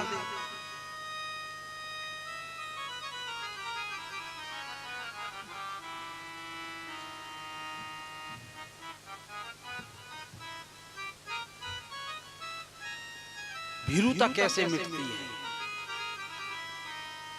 आपने स्तुति सुनी है? आज राम जन्म है ना, इसलिए राम जी ज्यादा याद आ रहे हैं। श्री राम चंद्र श्री रामचंद्र कृपालु भज मन हरण भव भय दारुणम। हरण भव भय, भव का जो भय, लोग क्या कहेंगे? ज्यादा भक्ति करोगे, मंदिर जाओगे, कथाओं में जाओगे, लोग क्या कहेंगे? लोग जरा चंदन लगा लो, लोग क्या कहेंगे? तिलक लगा लो, लोग क्या कहेंगे? माला पहन लो, लोग क्या कहेंगे? लोगों के डर से, संसार के भय से। संसार का बहुत भय है सबको। अड़ोसी क्या कहेगा, पड़ोसी क्या कहेगा? इकट्ठे होके जाएंगे, अकेला जाने में डरते हैं जैसे कोई खा जाएगा। एक महानुभाव मिले हमको, यहीं की बात, आरती का टाइम था, मैं वहां खड़ा हो गया, जरा गोखड़े में जाके आए। मैंने कहा अरे महाराज जी कितना वातावरण पवित्र होता है, और बड़ी बड़ी बात, और ये हरे राम हरे कृष्ण का कीर्तन होता है और पूरा वातावरण पवित्र हो जाता है, और ये कहाँ मिलता है, और ये है और वो है, मेरा तो बहुत मन करता है मैं भी आऊंगा। कि तो आया करो ना, दरवाजा तो खुला हुआ है, किसी ने रोका है आपको? नहीं, आने में डर लगता है। ओह, और वो भी कोई माता बहन नहीं थी, पुरुष की बात कर रहा हूं, डर लगता है। मैंने की भैया काय का डर लगता है? इसमें कोई दो सींग वाला दांत वाला कोई राक्षस है, खा जाएगा तो किस बात का डर लगता है? फिर बात घुमाई, हमने ये बाहर लिखवा दिया था, हमसे कहा किसी विभाग वाले ने कि बाहर लिखवा दो महाराज जी, प्लॉट नंबर डलवा दो। तो हमने लिखवा दिया कि निजी निवास, अपना नाम और प्लॉट नंबर ये, और आजाद बिहार। कि ये तो निजी निवास है ना, इसीलिए डर लगता है। ये ठाकुर जी का निवास है, और अगर तुम निजी समझते हो तो निजी है भी। ये निजी इसीलिए है कि यहाँ वही आएगा जिसको वो बुलाएगा। मैंने आज तक किसी को नहीं रोका, ना आने से ना जाने से। जब तक उसकी कृपा रही, व्यक्ति आया, जब उसने नहीं बुलाया तो वो चला गया अपने आप। मैं वहीं का वहीं एक जगह एक जैसा बैठा हुआ हूं। मैंने आज तक किसी से नहीं कहा कि तू मत आ। फिर मेरे मन तो किया इसको ऐसा जवाब दूं, मैंने कि अंदर तो कोई नहीं है तुझे मारने काटने वाला, तुझे डराते हैं तेरे कर्म। तेरे कर्म जो है ना, वो तुझको इसकी सीढ़ियां नहीं चढ़ने देते। उसको छुपाने के लिए तू ये इधर उधर की बात बोलता है। भय से मुक्त हो जाना, जिस वक्त भय जाएगा ना तो तुम परमात्मा के प्रिय हो जाओ। भय कैसे छूटे महाराज? हाँ, भय छूटेगा कोई ऐसी सत्ता का आश्रय करने से दुनिया का लाख आश्रय करो, मौत डराएगी। जिसने दुनिया का आश्रय लिया ना, दुनिया वालों का आश्रय लिया, वो मरकर ही निकला इस दुनिया से। और जिसने सतगुरु के चरण पकड़ लिए, ठाकुर जी के चरण पकड़ लिए, वो निर्भय होकर चला गया। मौत डराएगी। 5 कलेश हैं, राग, द्वेष, अहंता, अभिनिवेश, मृत्यु का भय, सब डरे हुए हैं। मौत से कौन नहीं डरता? उसका राग उसको डराता है, उसका द्वेष उसको डराता है, उसकी अहंता, उसकी ममता, उसका अहंकार, ये चीजें उसको डराने वाली हैं। वरना यहाँ कौन किसी को मारने बैठा है? टाइम कहाँ है भैया? उसी के कर्म, जो उसकी कमियां हैं, उसके दोष हैं, उसकी बुराइयां हैं, वो उसको निर्भय नहीं होने देती। सच्चा आदमी निर्भय होता है।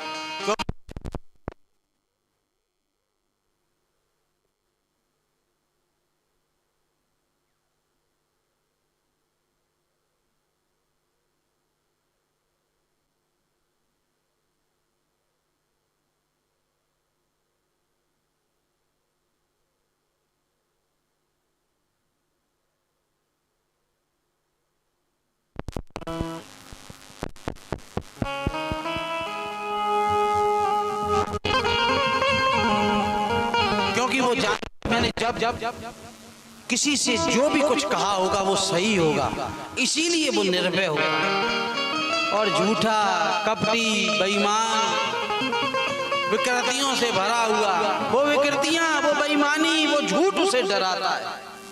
कहीं ऐसा ना हो पोल खुल जाए। तो किसी ऐसी सत्ता की शरण में जाना, किसी ऐसे सतगुरु की शरण में जाना, तो तुम भय मुक्त हो जाओ।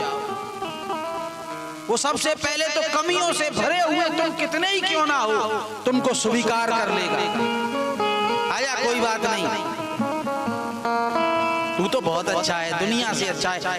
ढांढस बंधाएगा, हिम्मत देगा तुमको, तुम्हें निर्भय करेगा। ऐसी सत्ता का आश्रय करो कि तुम सदैव निर्भय हो जाओ। और वो सत्ता है हमारे ठाकुर जी की सत्ता, प्रभु की सत्ता, परमात्मा की सत्ता, जहाँ किसी भी प्रकार का कोई भय नहीं है। भय भी कांपता है जहाँ आने से। और संसार में तो भैया डर ही डर है चारों तरफ, एक से दूसरे से, बाहर वाले से, भीतर वाले से, ऊपर वाले से, नीचे वाले से, सब एक दूसरे से डरे हुए। भगवान का भक्त कभी भयभीत हो सकता है? अरे अगर भगवान का भक्त भयभीत हो जाए तो भगवान के नाम पर कलंक लग जाए, उसकी भक्ति पर कलंक लग जाए। जिसने बिल्कुल प्रामाणिक होकर भगवान को अपना सर्वस्व अर्पण किया है, वो कभी भयभीत नहीं हो सकता। कई लोग कहते हैं महाराज जी अकेले रहते हो, बेचारे महाराज जी अकेले रहते। अबे बेचारा तू है, सही बता रहा हूं मैं, सबके बीच में रहते हुए भी तू अकेला है, तुझे पता नहीं लग रहा है। जब वो काल आएगा ना, तो हजारों तेरे रिश्तेदार चारों तरफ खड़े होंगे, कोई भी मदद नहीं कर पाएगा तेरी। ये सब एक भ्रम है तेरा कि तू सबके बीच में रह रहा है। भगवान का भक्त अगर भयभीत हो जाए तो भगवान के नाम पर कलंक लग गया। वो एक गीत है ना, फकीरी में भी मुझको मांगने में शर्म आती है। क्यों आती है भाई? फकीर का तो काम है मांगना, मांग ले, इसलिए आती है। भगवान तुम्हारा हो के मुझसे हाथ फैलाया नहीं जाता, तुम्हारा हो के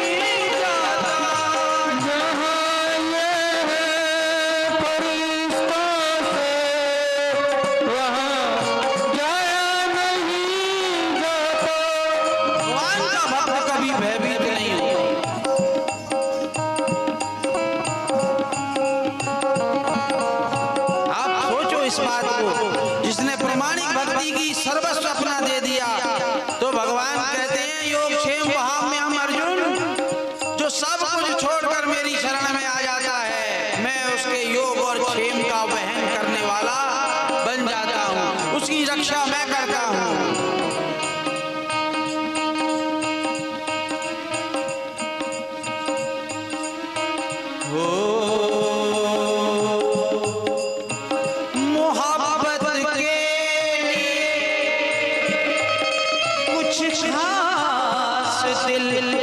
महसूस होते वो कुछ खास ही थे जो भगवान से प्रेम कर गए, भक्ति कर गए। हर किसी के बस की बात नहीं, डरा हुआ व्यक्ति क्या भक्ति करे। मोहब्बत के कुछ खास दिल मखसूस होते हैं। क्यों होते महाराज जी? सब क्यों नहीं कर सकते? वो इसलिए भाई ये वो नगमा है, ये वो नगमा है जो हर साज पे गाया नहीं जाता। ये वो नगमा है जो हर सांस पे गाया नहीं जाता। जहाँ ये तो भय से मुक्त हो जाओ, हर्ष और रोमांच से मुक्त हो जाओ, तुम परमात्मा के प्रिय हो जाओगे। हाँ, भगवान का भक्त भयभीत नहीं होता, सच बात है, लेकिन उसको एक भय जरूर होता है। एक भय सदैव भगवान के भक्त को रहता है कि कहीं मेरे ठाकुर का मुझसे कोई अपराध ना हो जाए, मेरे प्रभु मुझसे कभी नाराज ना हो जाए। वैसे तो ठाकुर जी कभी नाराज होते नहीं हैं, चाहे हम कितने भी विकृतियों से भरे हों, पापों से भरे हों, उसकी शरण में आ जाएं। वो इतना दयालु है, उसकी अहेतु की कृपा हम सब पर बरस रही है। यही तो उसका गुण है, तभी तो वो ठाकुर है, वो भगवान है। वो कभी नाराज नहीं होता, लेकिन भक्त को डर रहता है। बस मेरे जीवन की प्रतिपल जितनी भी क्रियाएं हैं वो मेरे ठाकुर की प्रसन्नता के लिए हो। भय से मुक्त, खेद से मुक्त, जिसको कभी कोई खेद नहीं है, कुछ भी हो लेकिन कोई खेद ना हो, कोई डाउट ना हो, कोई संशय ना हो, कोई संदेह ना हो, जो खेद नहीं करता। भक्त को कभी खेद नहीं होता। संसारी भेद करता है, संसारी विभाग में बांटता है, लेकिन भक्त कभी खेद नहीं करता।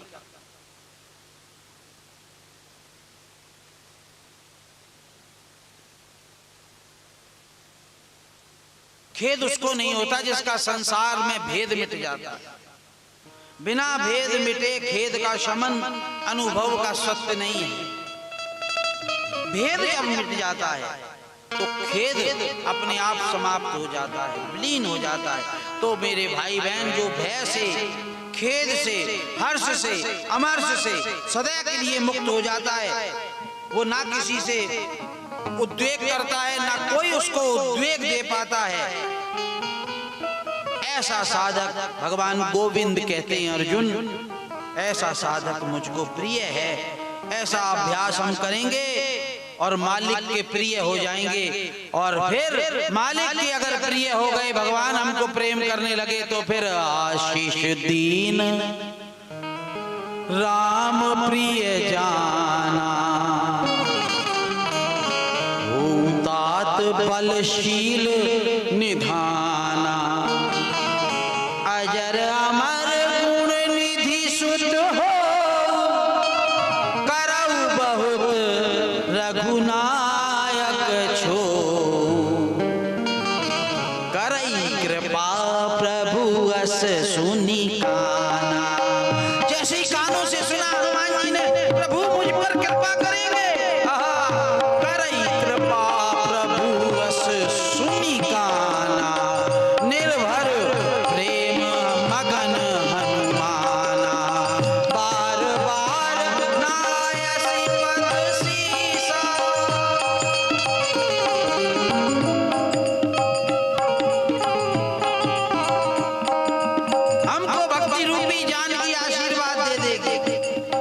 भगवती मैया का आशीर्वाद मिल जाएगा और बाद में हमारे जीवन में कृतज्ञता आ जाएगी। फिर कोई भी कर्म का फल हमको बंधन में नहीं बांध सकता। ऐसी भूमिका में जब हम सभी स्थिर हो जाएंगे, बस आज इतना ही, बाकी का प्रसंग कल पर छोड़ते हुए आइए। गोविंद जय जय गोपाल जय जय गोविंद जय जय गोपाल जय राधा रमण हरि गोविंद जय राधा रमण हरि गोविंद जय जय ब्रह्मा की जय जय विष्णु की जय जय ब्रह्मा की जय जय विष्णु की जय जय उमापति भोले बाबा की जय जय उमापति भोले बाबा की जय जय मेरो राधा रमण गिरधारी मेरो राधा रमण गिरधारी गिरधारी श्याम बनवारी मेरो राधा रमण गिरधारी गिरधारी श्याम बनवारी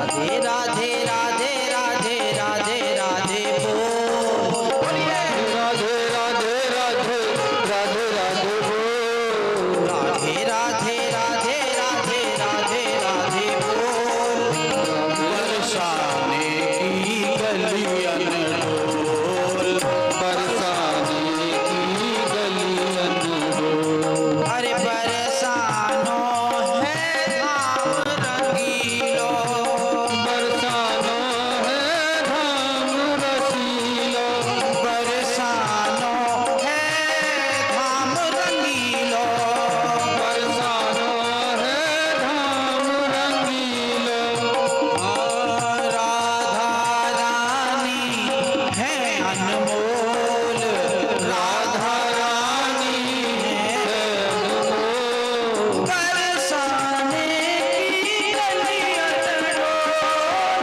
बरसाने की गलियन डोल ब्रह्माचल पर्वत मन भायो ब्रह्माचल पर्वत मन भायो ब्रह्माचल पर्वत मन भायो पर्वत मन भायो बरसाने में राधा रानी का मंदिर जिस पर्वत के ऊपर है उसका नाम शास्त्रों में है ब्रह्मांचल और वहां पर राधा रानी करत किलोल राधा रानी करत किलो अरे बरसाने की गलियन डोल बरसाने की गलियन डोल गहवर वन की लता पतन में गहवर वन की लता पतन में पंछी बोले राधे राधे बोल पंछी बोले राधे राधे बोल और भोर साकरी मोहन खेले और साकरी मोहन खेले संग ग्वाल बालन को टोल संग ग्वाल बालन को टोल बरसाने की गलियन डोल बरसाने की गलियन डोल अरे राधा नाम बड़ो ही को राधा नाम बड़ा ही मीठा राधा नाम बड़ो ही को राधा नाम बड़ा ही मीठा मुख में दे श्री हो मुख में दे मिश्री सी डोल बरसाने की गलियन डोल बरसाने की गलियन डोल हे राधे जय राधे राधे राधे श्री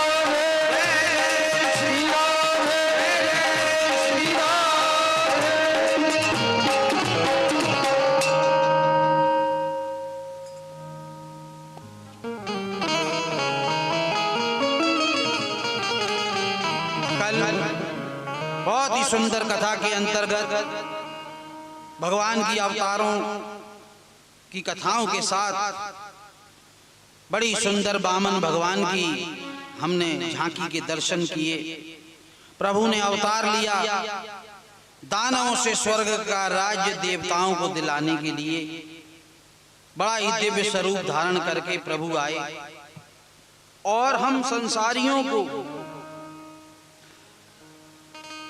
अपना कर्तव्य कर्म उसका भान कराने के लिए एक दिव्य अवतार लिया। जो दान की क्रिया प्राय विलुप्त सी होती जा रही थी, अथवा तो ये समझिए आज के समय में उसका स्वरूप बदल गया है, उसी की शिक्षा देने के लिए भगवान ने ये दिव्य अवतार धारण किया। त्रिलोकी भर में बड़ा आनंद उत्सव मनाया गया, मंगल गान होने लगे। सुखदेव जी कहने लगे, राजा परीक्षित, वामन भगवान यज्ञोपवीत होने के बाद ब्रह्मचारी जैसा स्वरूप धारण करके दंड और कमंडल अपने हाथों में लेकर नर्मदा नदी के किनारे किनारे उस स्थान की ओर चल पड़े जहां राजा बलि यज्ञ कर रहा था।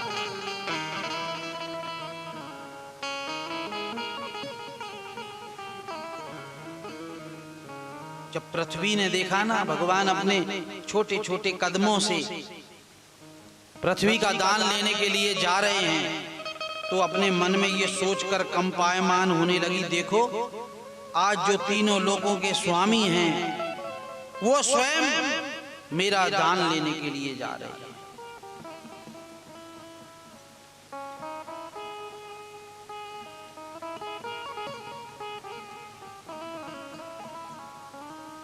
मैं अक्सर कहता हूं, आप विचार करके देखना, जगत के व्यवहार में जब हम फंसते हैं ना, तो उम्र का एक समय ऐसा आता है कि हम ऊब जाते हैं। हमारे मुख से ऐसे शब्द निकलने लगते हैं कि अब भैया क्या है, बड़ा झंझट है, ये दुनिया तो सब झूठ है, सारे रिश्ते झूठे नाते हैं, सब जगत मिथ्या आदि आदि ऐसे शब्द। लेकिन इस बात का जरा गहराई से चिंतन करना कि जब हम श्री कृष्ण की इन ललित लीलाओं का चिंतन करते हैं, श्रवण करते हैं, क्या हमको ये भगवान वाला जगत जो है वो वैसा ही नहीं लगता जैसा हमारा जगत है? वहां भी एक मैया है, एक बाबा है, वहां भी भगवान बाल लीलाएं कर रहे हैं, जैसे हमारे घरों में बालक खेलते हैं, तरह तरह की लीलाओं से अपने मन को मोहित करते हैं। दोनों ही एक ही जैसे जगत लगते हैं, लेकिन मैं बताऊं आपको, वो एक जैसे लगते जरूर हैं पर हैं नहीं। भगवान का जगत जो है वो लौकिक जगत नहीं है जिस जगत में हम रहते हैं, वो अलौकिक जगत है। भगवान की जितनी भी लीलाएं हैं वो लौकिक लीलाएं नहीं है जो हमारे घर में बालक करते हैं, वो सभी अलौकिक लीलाएं हैं। हमारा बालक तो सिर्फ मुंह खोल सकता है माटी खाने के बाद, और हम देखेंगे उसके मुंह में अगर खाई होगी तो माटी ही निकलेगी। लेकिन जब ठाकुर जी ने मुंह खोला ना, तो अनंत कोटि ब्रह्मांड अपनी मां यशोदा को अपने मुख के अंदर दिखा दिए। इसीलिए इस लौकिक और अलौकिक का भेद है। जब तुम अपना मन, अपनी मोह ममता इस जगत में लगाओगे ना, लौकिक जगत में, तो ये कर्म तुमको बांध लेंगे अगला जन्म लेने के लिए। लेकिन वैसे ही भगवान का जो जगत है उसमें तुम अपना मन लगाओगे। जब भगवान के जगत में मन लगता है तो फिर बंधन नहीं, बल्कि ये कहूं कि जन्म जन्म के कर्मों के बंधन कट जाते हैं और वंदन हो जाता है। वंदन की चर्चा मैंने की थी। वंदना ये बहुत प्यारा शब्द है, भक्ति का ही एक अंग है। अर्चनम बंदम सख्यम,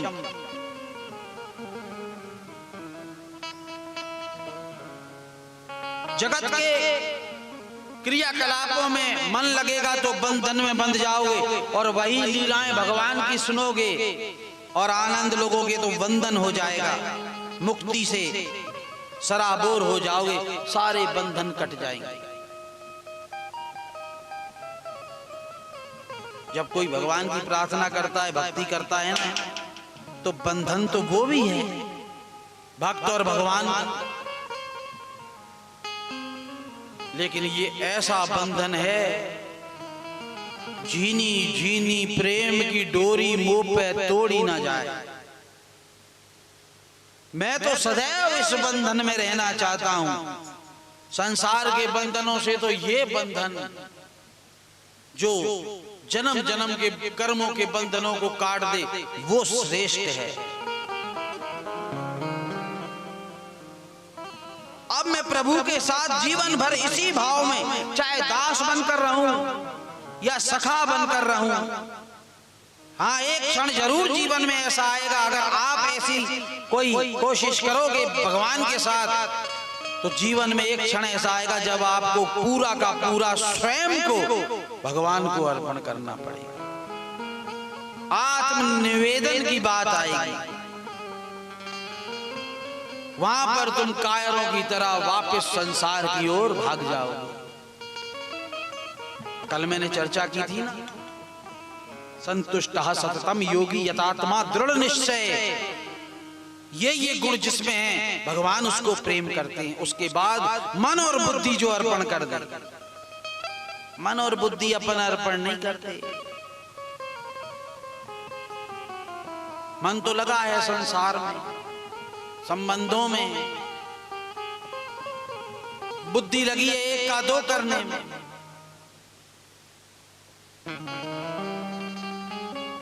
कथा आप सभी जानते हैं, इसलिए संक्षिप्त में थोड़ा संकेत मात्र करके मैं आगे बढ़ जाऊंगा। तो मैं कह रहा हूं कि जीवन में भक्ति के मार्ग पर चलोगे ना, तो ये क्षण जरूर आएगा जब आपको पूरा का पूरा समर्पित होना पड़ेगा। वहां अच्छे अच्छों की पोल खुल जाती है कि कौन अभिनय कर रहा है और कौन बिल्कुल सच्चे हृदय से शरण में आया है। सख्यमात्म निवेदनम, जब आत्म निवेदन की बारी आती है, भागवत में 9वीं भक्ति कही गई है, जब खुद का भी समर्पण हो जाए। हाँ, मैं ये भी मानता हूं बिना उसकी आज्ञा के, उसकी कृपा के संभव नहीं है कि कोई उसकी शरण में आ जाए सब कुछ छोड़कर। मुझे देखो, रामचरितमानस मैंने पहले ही कहा, बार बार कहता हूं, इस कथा में 3 शास्त्र चल रहे हैं, बात एक ही है, हम भगवान के प्रिय कैसे हैं। उसमें रामायण क्या कहती है, भगवत गीता क्या कहती है और भागवत जी क्या कहती हैं। अब आ गई बारी भागवत जी की, ये क्या कह रही हैं? ये कह रही हैं आत्मनिवेदनम,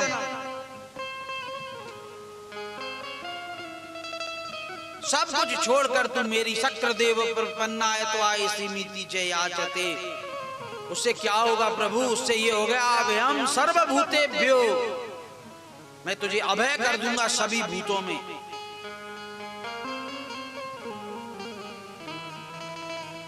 जब अपना भी समर्पण हो जाए, खुद को समर्पित कर देना, अपना पूरा जीवन समर्पित कर देना भगवान। हम लोग क्या है, चालाकी करते हैं, लेकिन गलती नहीं है, या तो वो समय नहीं आया, अभी वो जन्म नहीं हुआ है, अभी बहुत भटकना है, पता नहीं कितने जन्मों तक।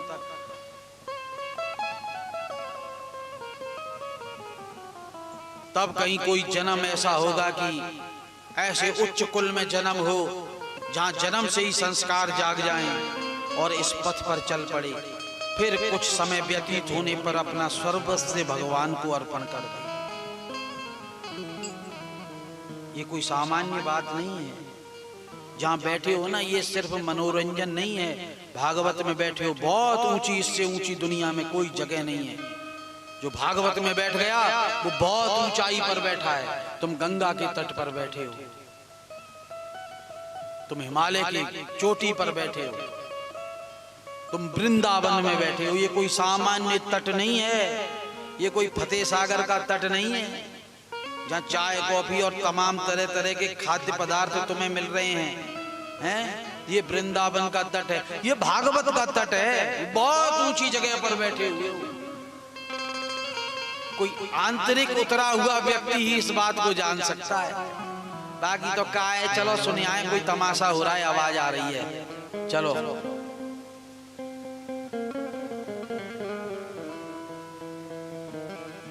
जहां अपना भी समर्पण हो जाए,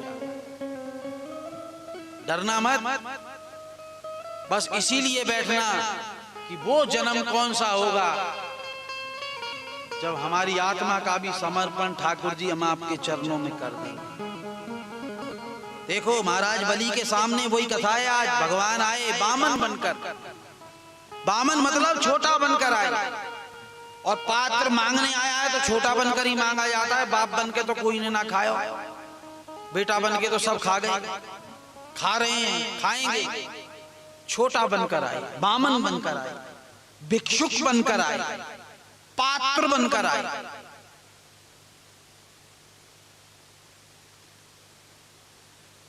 बलि के गुरु शुक्राचार्य ने देखा कि आज से पहले बहुत से अनुष्ठान हमने धरती पर किए, इसको कभी भी कहीं नहीं देखा हमने, ये है कौन? आज आखिरी दिन पूर्णाहुति होने वाली है, 100वां यज्ञ पूर्ण करने वाला है मेरा शिष्य, और ये बामन इतना तेजस्वी, जबकि आभास हो गया था बलि को। आप जरा पढ़ेंगे ना इन कथाओं को, एक एक शब्द को रुक रुक कर पढ़ना। बलि कहता है गुरुदेव, जब दूर से बामन आ रहा था छाता हाथ में लेकर चलता हुआ, तो कहता है कि ऐसा लगता है गुरुदेव मेरे 100 यज्ञों का फल 2 पैरों पर चलकर आज मेरी यज्ञशाला में आ गया हो। संकेत हो गया था उसको, और क्या चाहिए भैया, कौन सा फल मांगे, भगवान आ गए तेरे द्वार पर, इससे बड़ी और क्या बात होगी, कौन से स्वर्ग का राज। यज्ञ तो इसलिए किए थे कि स्वर्ग पर मेरा राज्य स्थिर हो जाए, दानवों का राज्य स्थिर हो जाए। नारायण नारायण खुद आ गए दरवाजे पर, आभास तो उसे हो गया था। कहने लगा तो गुरुजी देख रहे हैं, तो गुरुजी पहचान गए। पहचान तो गुरु ही कराता है, भगवान तो सबको मिला है, पहचाना किसने, समझ किसने दी। लोग कहते ना हम तो डायरेक्ट ही पहुंच जाएंगे, क्या ये गुरु गुरु कुछ नहीं होता, हम ही गुरु हैं अपने। गुरु पहचान कराता है। आपको किसी से मिलना है, बड़े अफसर से, डायरेक्ट मुंह उठा के चले जाओगे, बाहर वो रोक देगा, ये रोक, हाँ पर्ची लिख, पहले पर्ची जाएगी अंदर, पर्ची वो पढ़ेगा, मिलना होगा तो ठीक है, नहीं तो इसको टरकाओ बाहर से ही, अभी इसका टाइम नहीं आया है। हम तो आजकल झंझटों से बहुत गुजरे हैं। सतीश जी मुझको ले जाते हैं बड़े बड़े अफसरों के केबिन के सामने, मेरी नाम लिख देते हैं, मेरा संत भागवताचार्य कृष्णानंद महाराज। अंदर जैसी स्लिप जाती है फौरन बुलाओ। वो सोचता है बड़ा कोई जटाधारी, बड़े बड़े कंठे माला पहन के कोई भभूत रमाए आया होगा, और मुझे खड़ा कर देते हैं हाथ जोड़कर वहां पर। क्या बात है महाराज? मैंने की साहब ये विडंबना है, इससे हमें छुटकारा दिलाओ। ठीक है अब आपको नहीं आना पड़ेगा, हो गया काम, आप काम, चलो बढ़िया। अब तो हमें आनंद आने लगा है। तो वैसे ही गुरु कौन है?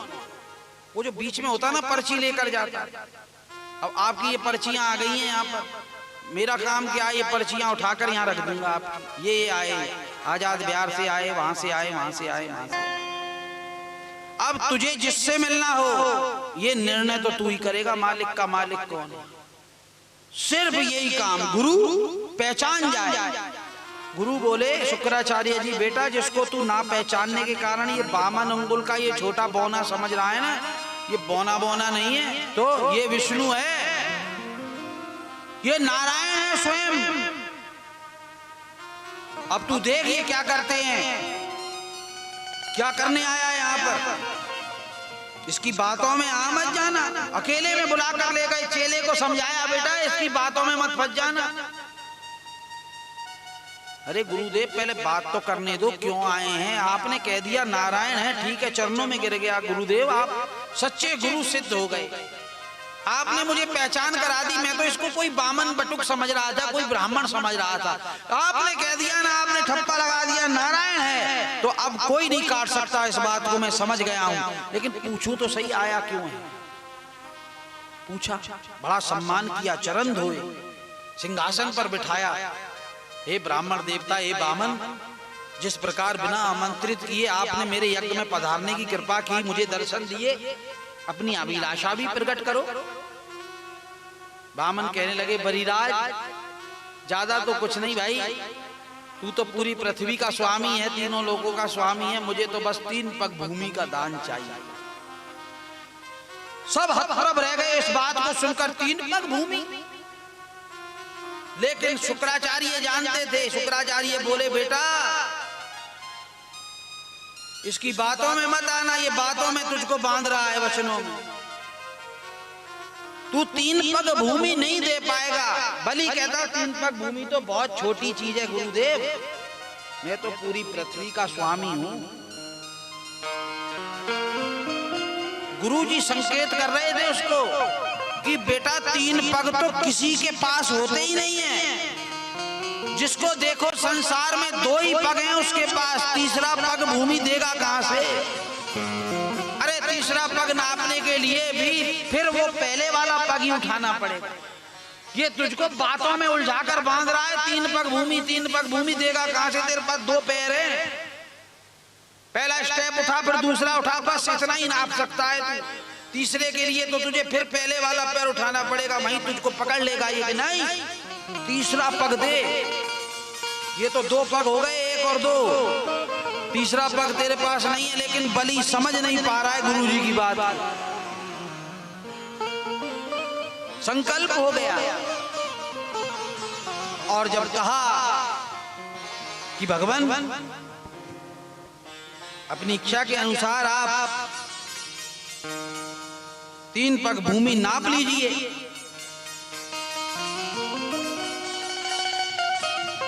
जब ऐसा कहा तो बामन भगवान कहने लगे, बलिराज कल्याण हो। और तत्पश्चात देखते ही देखते धीरे धीरे बामन ने अपने शरीर को बढ़ाना प्रारंभ कर दिया। ऐसा शरीर बढ़ा, 7 लोग जिस पुष्प पर ब्रह्मा जी बैठे थे, उस पुष्प से 7 लोग नीचे 7 लोग ऊपर है ना, तो कमर तक भगवान के 7 लोग नीचे और 7 लोग ऊपर। एक चरण उठाया ऊपर ब्रह्मलोक तक। कहते हैं इस ब्रह्मांड की परिधि को फोड़कर अंगूठा बाहर निकल गया। ब्रह्मा जी ने पूजन किया चरणों को देखकर, और उस जल को चरणोदक लिया, सभी ब्रह्म ऋषियों ने लिया, नेत्रों से लगाया, कमंडल में भरकर रख लिया। उसी से गंगा जी का इस धरा पर प्रादुर्भाव हुआ, गंगा जी आई है। वही बामन के चरणों के धोवन का जल है गंगा। अपन कहते ना शिव जी की जटा से निकली नहीं, शिव जी ने तो उसको रोका है, उसके वेग को रोका है। बाकी तो बामन के चरणों से ब्रह्मा के कमंडल में, ब्रह्मा के कमंडल से होती हुई शिव की जटाओं में, और शिव की जटा से धरती पर आई है। बोलो गंगा मैया की। दूसरे पग में नीचे के 7 लोग नाप लिए। अब भगवान कह रहे हैं, बलिराज तुमने प्रतिज्ञा की 3 पग पृथ्वी देने की, नापने में तो तुम्हारा समस्त सब कुछ 2 ही पगों में नप गया, अब तीसरा पग भूमि देने का और प्रबंध करो। अब बलि ने देखा, भैया ये क्या हुआ, तीसरा पग भूमि दे कहां से? सर झुकाकर खड़ा है। भगवान के सभी पार्षद वहां प्रकट हो गए, योगी यति ऋषि मुनि, पूरा आकाश मंडल भर गया, जय जयकार होने लगी। बलिराज तीसरा पग भूमि मांगते वक्त तो कह रहे थे कंगाल ब्राह्मण की तरह, 3 पग भूमि क्या मांगते हो, कुछ और मांग लो। और अब मैं देख रहा हूं 3 पग भूमि भी तुमसे उपलब्ध नहीं हो पा रही। कारण जवाब गरुड़ को आदेश दिया बलि को बांधकर पृथ्वी पर डाल दो।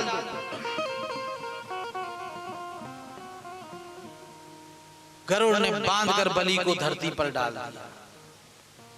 सभी कहने लगे तो अच्छा नहीं किया, सब कुछ तो दे दिया बलि ने, भगवान को ऐसा इतना अपमान नहीं करना चाहिए बलि का। नारद जी बोले ठहर जाओ, भगवान अपने भक्त की परीक्षा ले रहे हैं। अरे ये जो कुछ जो भी नापा है ना, ये तो पहले से ही भगवान का ही है, अभी जो लेने आए वो तो मिला ही नहीं है। अब बलि से जब कहा तो बलि ने कहा कि भगवान ये नहीं कह रहा है कि आपने मेरे साथ छल किया है, मैंने तो उस बामन को दिया था जो बामन अंगुल का था, मुझे क्या पता उसके भीतर इतना बड़ा मामला है, नहीं तो पहले ही मैं सोच समझ के गुरुजी की बात मान लेता।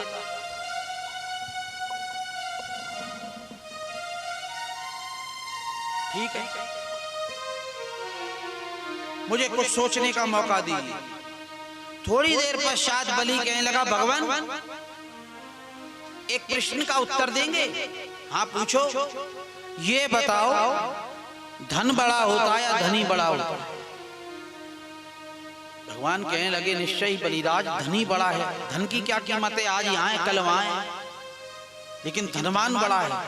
अच्छा तो ठीक है, ऐसा कीजिए तीसरे पग भूमि के बदले मैं आपके चरणों में आया हूं, मुझे भी नाप लीजिए, मेरे मस्तक पर रख दीजिए।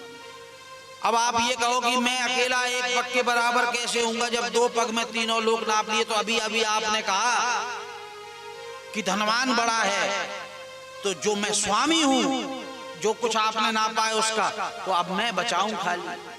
मेरे अंदर मैं पने का जो आभास है, अहंकार है मेरा, वो बचाए। नाथ मेरे मस्तक पर सिर रखकर मेरा वो भी नष्ट करके आप मुझको भी अपना बना लीजिए। बड़ी कृपा की भगवान ने बलि के ऊपर।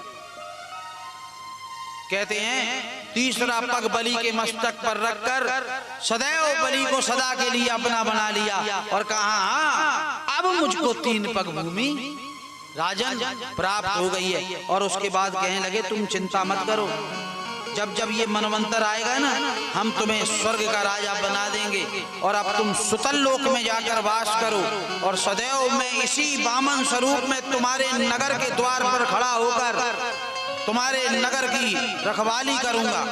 और आज भी भगवान सुतल लोक में बामन बनकर राजा बलि के उस नगर की रक्षा करते हैं।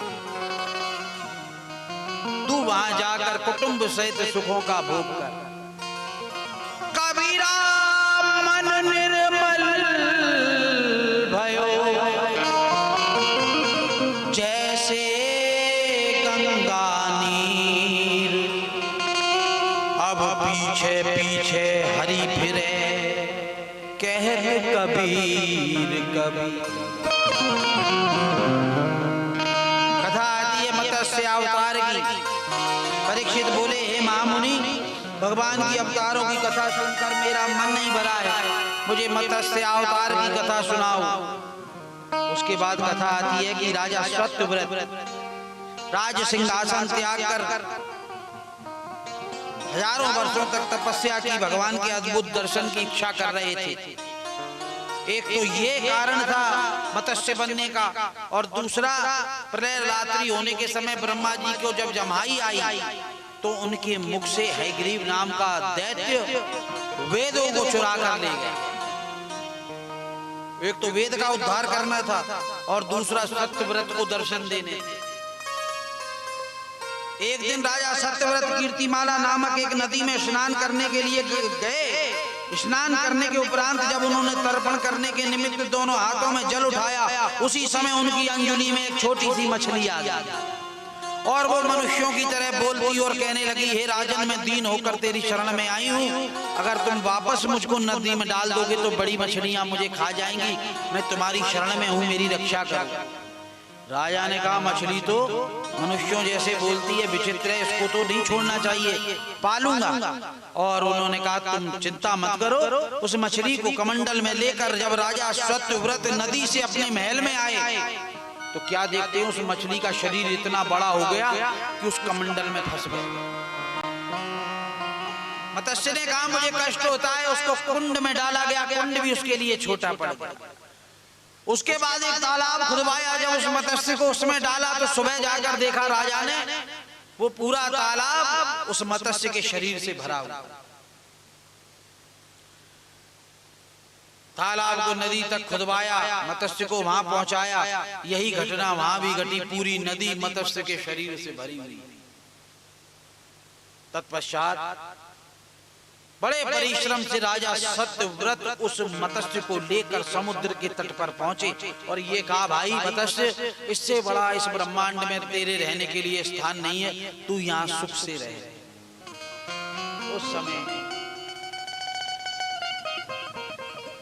मत्स्य ने राजा सत्यव्रत को बतलाया, राजन तू स्वयं को बहुत बड़ा ज्ञानी और धर्मात्मा समझता है और मुझे समुद्र में अकेला छोड़कर तू जा रहा है। अब बता, मुझसे भी बड़े बड़े जीव जब आएंगे और मुझे खा जाएंगे तो मैं किसकी शरण में? मैं तो दीन होकर तेरे पास आई थी कि तू मेरी रक्षा करेगा। अब इतनी घटना घटी तो राजा सत्यव्रत भी कोई सामान्य नहीं थे। वो जान गए कि ये मत्स्य कोई सामान्य मत्स्य नहीं है। ऐसा विचार करके सत्यव्रत ने उस मत्स्य की स्तुति करते हुए कहा, हे महामत्स्य भगवान, मैं अभी तक नहीं पहचान पाया कि आप कोई विलक्षण अवतार हैं। मेरे बड़े भाग्य हैं जो मुझे आपके दर्शन प्राप्त हुए।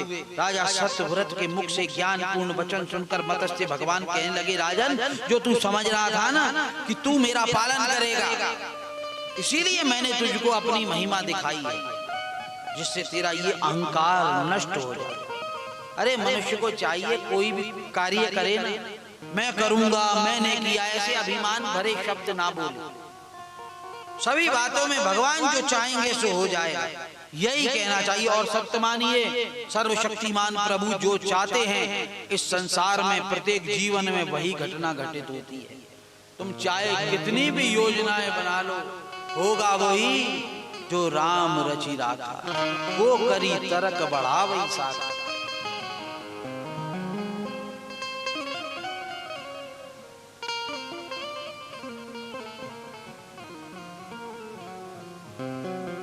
इस संसार की गतिविधियों पर नहीं अधिकार किसी का है, जिसको हम परमात्मा कहते ये सब खेल उसी का है। राम सिया राम सिया राम सिया राम, राम सिया राम सिया राम सिया राम, राम सिया राम सिया राम सिया राम, राम सिया राम सिया राम सिया राम। इस संसार की गतिविधियों पर, इस संसार की गतिविधियों पर नहीं अधिकार किसी का है, जिसको हम परमात्मा कहते ये सब खेल उसी का है। राम सिया राम सिया राम सिया राम, बोलिए सिया राम सिया राम सिया राम, राम सिया राम सिया राम सिया राम, राम सिया राम सिया राम सिया राम, राम सिया राम सिया राम सिया राम, राम सिया राम सिया राम सिया राम, राम सिया राम सिया राम सिया राम, राम सिया राम सिया राम सिया राम। इस संसार की गतिविधियों पर नहीं अधिकार किसी का है, जिसको हम परमात्मा कहते ये सब खेल उसी का है। राम सिया राम सिया राम सिया राम, राम सिया राम सिया राम सिया राम, सभी बोलिए राम सिया राम सिया राम सिया राम, राम सिया राम सिया राम सिया राम। राम बुलावा भेजा दिया कबीरा रोए, जो सुख साधु संग में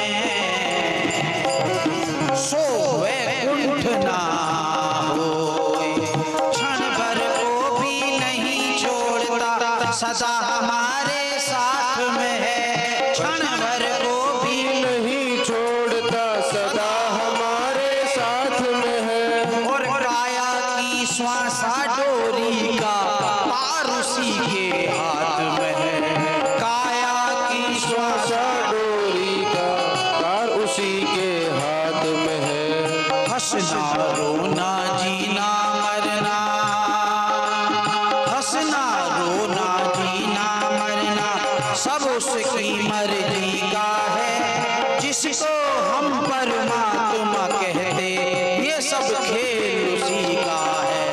राम सिया राम सिया राम सिया राम, राम सिया राम सिया राम सिया राम, राम सिया राम सिया राम सिया राम, राम सिया राम सिया राम सिया राम।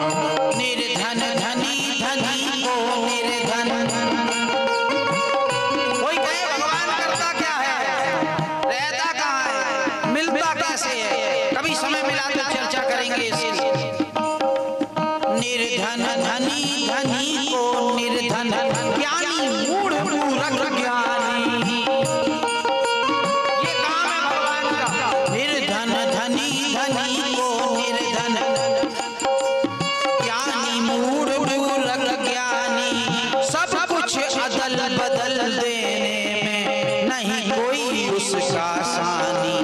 सब कुछ अदल बदल देने में नहीं कोई उसका सानी। समझदार भी समझ सके ना ऐसा अजब तरीका है। जिसको हम परमात्मा कहते ये सब खेल उसी का है। राम सिया राम सिया राम सिया राम सिया राम सिया राम, राम सिया राम सिया राम सिया राम। राम सिया राम सिया राम सिया राम। इस संसार की गतिविधियों पर नहीं अधिकार किसी का है। जिसको हम परमात्मा कहते ये सब खेल उसी का है। राम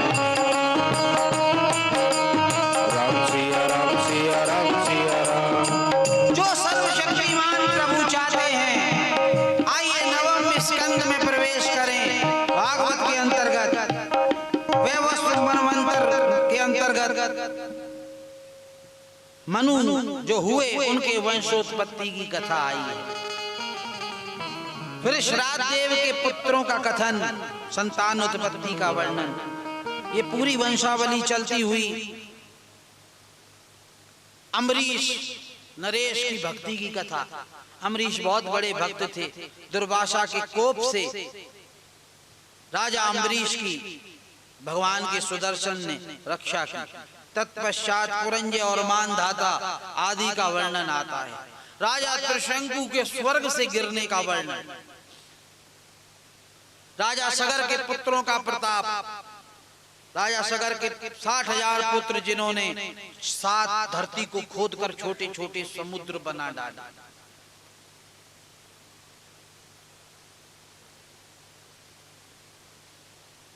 उनकी जो बड़ी रानी थी केशिनी, जिसका नाम था, उससे उनका पुत्र हुआ असमंजस। वो पूर्व जन्म का योगी था, उसने प्रजा को बहुत कष्ट दिया, इसलिए सगर ने उसको नगर से बाहर निकाल दिया।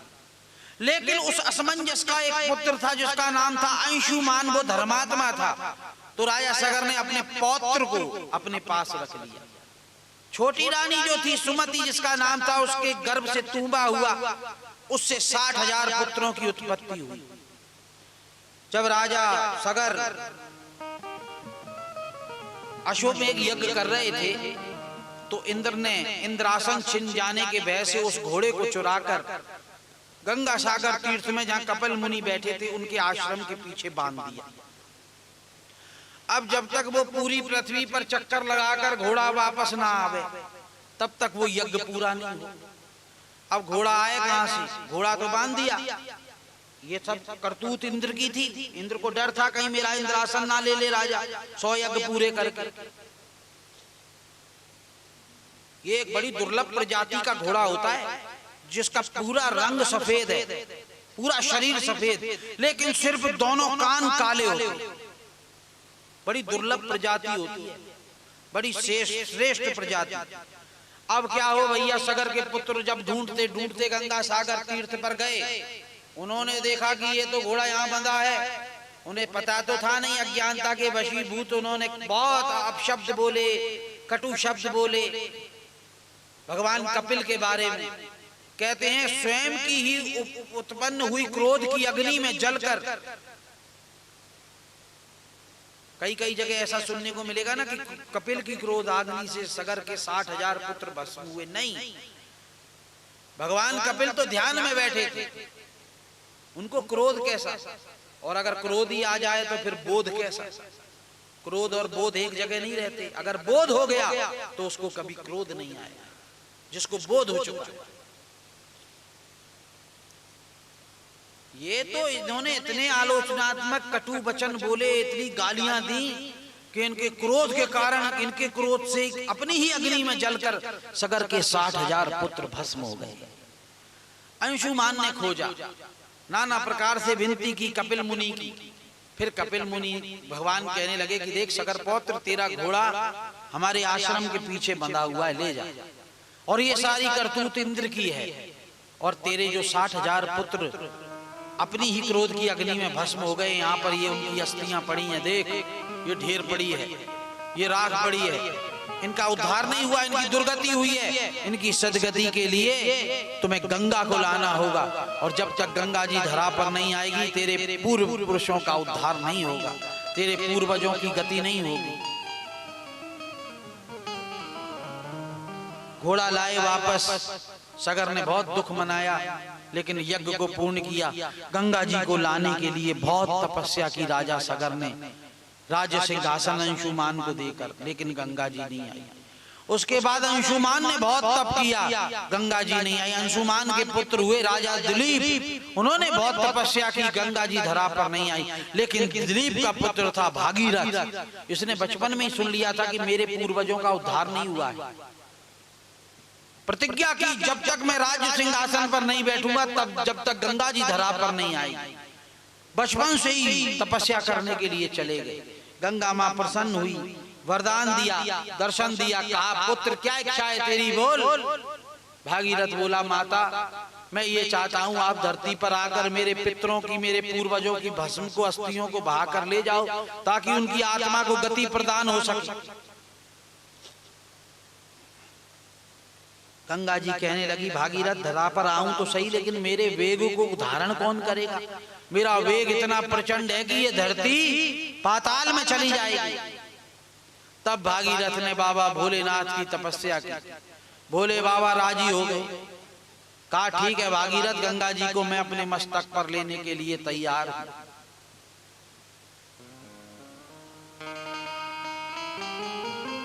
भागीरथ के आह्वान करने पर मां गंगा आई, और सबसे पहला प्रपात इस धरती पर भगवान शिव के मस्तक पर हुआ है, जिसको झेला भगवान शिव ने। गंगा जी हर कोई नहीं झेल सकता भाई। और शिव जी ने जटाओं में बांध लिया। कथा तो बहुत लंबी हो जाएगी। अभिमान था ना, गंगा के अभिमान को चूर चूर किया। और उसके बाद गंगा जी कहते हैं एक जटा का बाल हटाया, गंगा जी को मार्ग मिला निकलने का। आगे आगे भागीरथ का रथ, पीछे पीछे गंगा जी जा रही है। और जहां कपिल भगवान का आश्रम था, जहां सगर के 60,000 पुत्रों की भस्म पड़ी थी, अस्थियां पड़ी थी, सबको गंगा मां बहा कर ले गई और सदा के लिए समुद्र में विलीन हुई है। बोलिए गंगा मैया की जय। गंगोत्री से गंगा सागर तक ये यात्रा की है भागीरथ ने गंगा जी को ले। आगे राजा खटवांग के वंश में दशरथ नाम का एक महाप्रतापी राजा हुआ, जिसने 3 विवाह किए। उनकी 3 रानियां थी, कौशल्या जी, सुमित्रा और केकई। मां कौशल्या के गर्भ से साक्षात नारायण ने अवतार लिया श्री राम के रूप में। केकई के एक पुत्र हुआ जिसका नाम था भरत, वो भी भगवान की अंश कला का अवतार था। और सुमित्रा जो छोटी रानी थी, उसके 2 पुत्र हुए, शत्रुघ्न और लक्ष्मण। आइए राम कथा में ठाकुर जी का जन्म करवाएं। वर्ष की पहली कथा है, आनंद मना लेते हैं। उसके बाद संक्षिप्त में लेकर, वैसे तो भागवत में 1 और 1.5 पृष्ठ में ही पूरी राम कथा हो गई है, लेकिन फिर भी आइए थोड़ा दर्शन कर लें अयोध्या का। उसके बाद मथुरा में चलेंगे।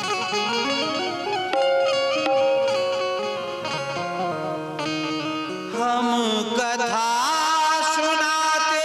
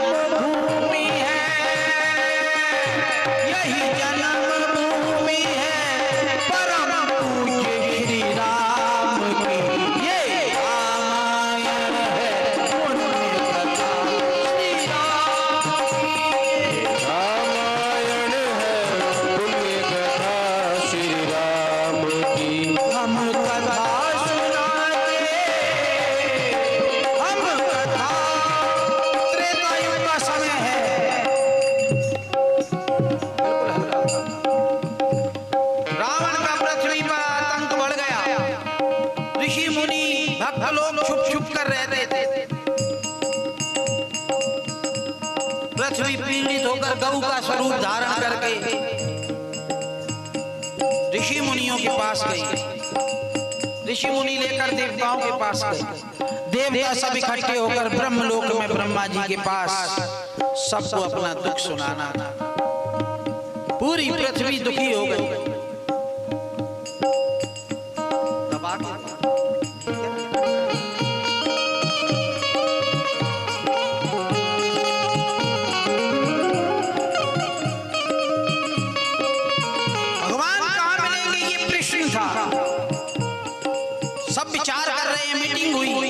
सवाल बैठे सुर सब करहि विचार, कहाँ पाइए प्रभु करिए पुकारा। कोई कहता बैकुंठ, कोई क्षीर सागर में, कोई कहता भक्तों के साधु संतों के घर में मिले। पूर्वैकुंठ जान के कोई कहे पे निधि प्रभु सोई। तालियों की सेवा तो दे सकते हो, हाथ ऊपर भले ही मत करो, थक जाओगे। हाँ, वर्ष के प्रारंभिक दिनों में जैसे रहोगे ना वैसे ही पूरा साल निकलेगा। और बजाओ तो संग संग बजाओ, एक आवाज आनी चाहिए, मदारी वाली नहीं, पटर पटर पटर।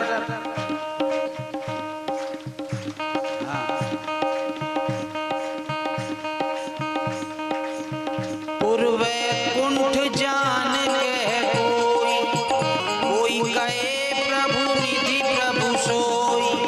जाके हृदय भक्ति जस प्रीति, जिसके प्रेम जैसा था भगवान का हृदय में भक्ति थी, वो वही उपाय बतला देता था।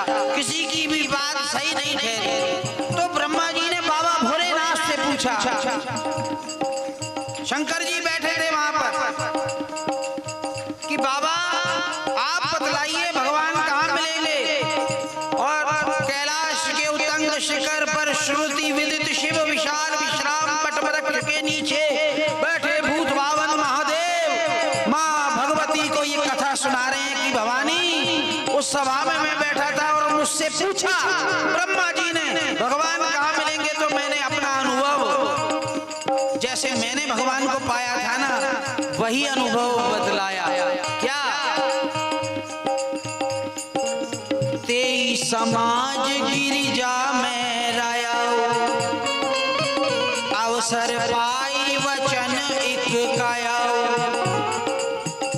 मुझसे पूछा कहाँ मिलेंगे तो मैंने अवसर जानकर अपना वचन कहा। हरि व्यापक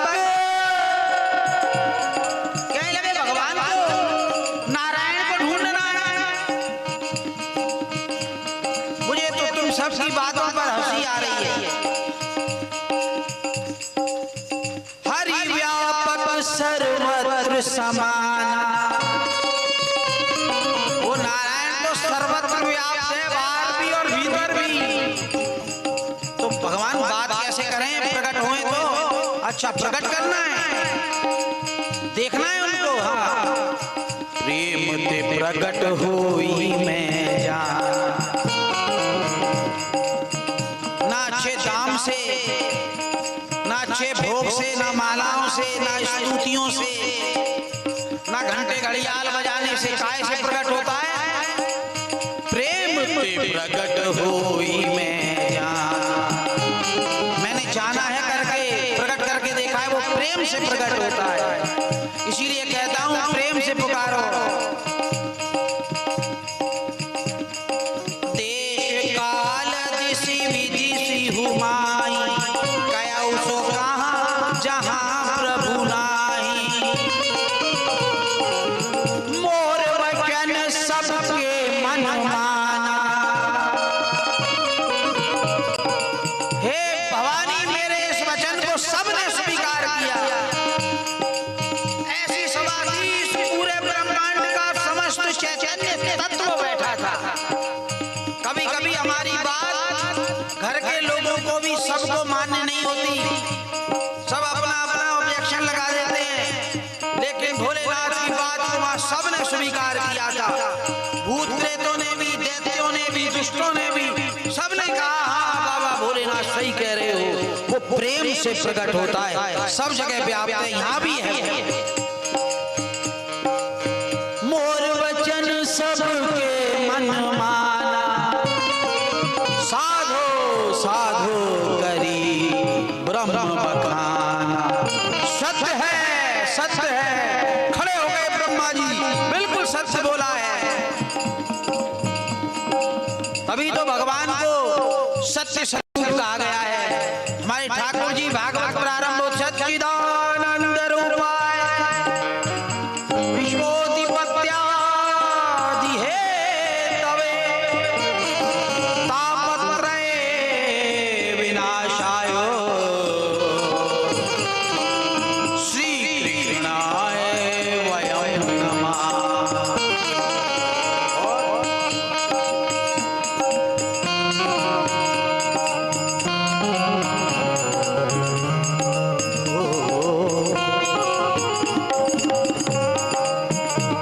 जागो उठ कर देखो,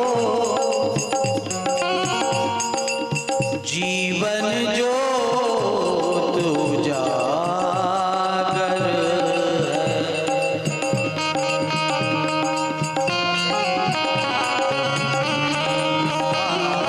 सत्यम शिवम सुंदरम सुंदरम।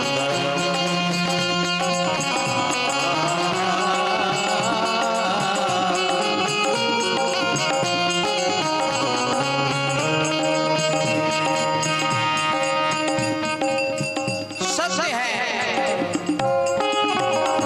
पुकारा सबने क्षीर सागर के तट पर, जय जय सुरनायक जन सुखदायक। देखो प्रकट नहीं हुए, प्रेम नहीं था, स्वार्थ था देवताओं में। आकाशवाणी हुई क्या कि कश्यप अदिति महातप कीना, इन कहूँ मैं पूरब वर दीना।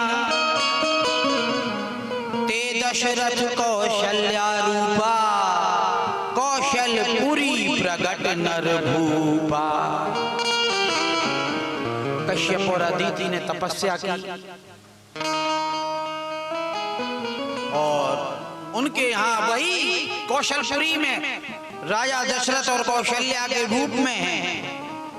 तिनके ग्रह अवतरी उजाई, रघुकुल तिलक सुचारी भाई। आइए अयोध्या का दर्शन करते हैं। अवध में चलो, क्या स्थिति है। राजा दशरथ 3 रानियां और आयु का चौथापन होने को आया, लेकिन संतान किसी को भी नहीं है। ये स्थिति है, ये दृश्य है अयोध्या का। चिंता होने लगी राजा दशरथ को कि अयोध्या का उत्तराधिकारी कौन बनेगा।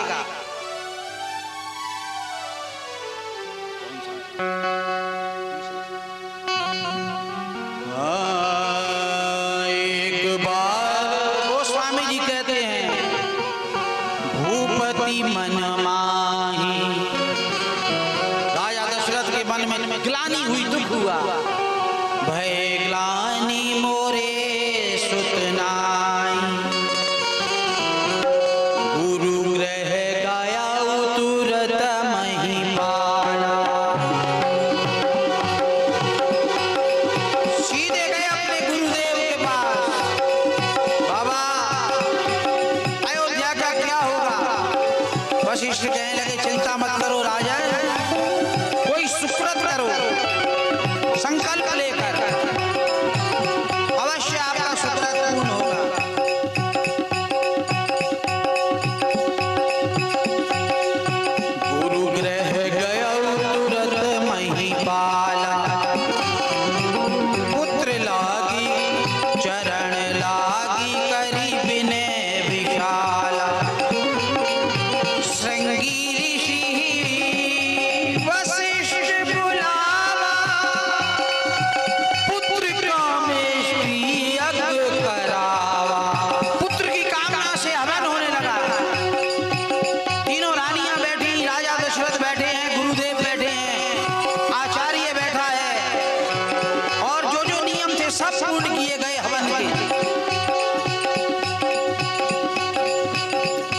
सहित मुनि आहुति दीने। जब भक्ति सहित आहुतियां दी गई, यज्ञ पुरुष प्रसन्न हुए, प्रकट हुए, प्रगटे अग्नि चरु कर लीने। वो प्रसाद हवन का मुनि वशिष्ठ ने लेकर राजा दशरथ को कहा, राजन तीनों रानियों को दे दो। आधा भाग कौशल्या को दिया क्योंकि वो पटरानी थी, बड़ी रानी, और बाकी जो बचा ना उसके भी दो बराबर भाग किए, एक कौशल्या को, एक कैकेयी को। अर्ध भाग कौशल्या दीना, उभय भाग आधे कर दीना।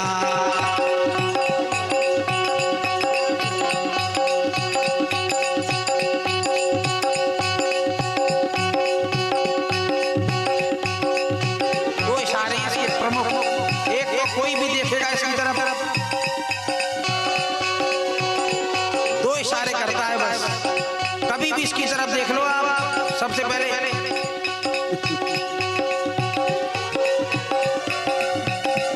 देख लो।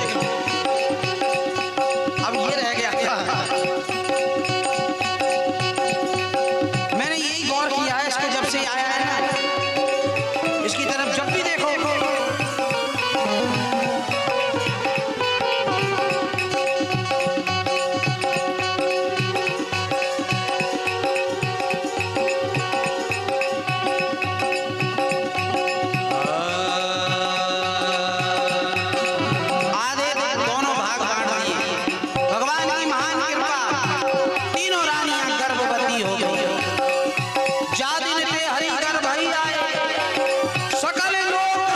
संपत्ति छाए। और अब जब शुभ समय आया, बड़े सुंदर समिष्ट का वर्णन गोस्वामी तुलसीदास जी करते हैं। योग लगन ग्रह बार तिथि, सकल भय अनुकूल, चर अरु अचर हर्ष जुट, राम जन्म सुख।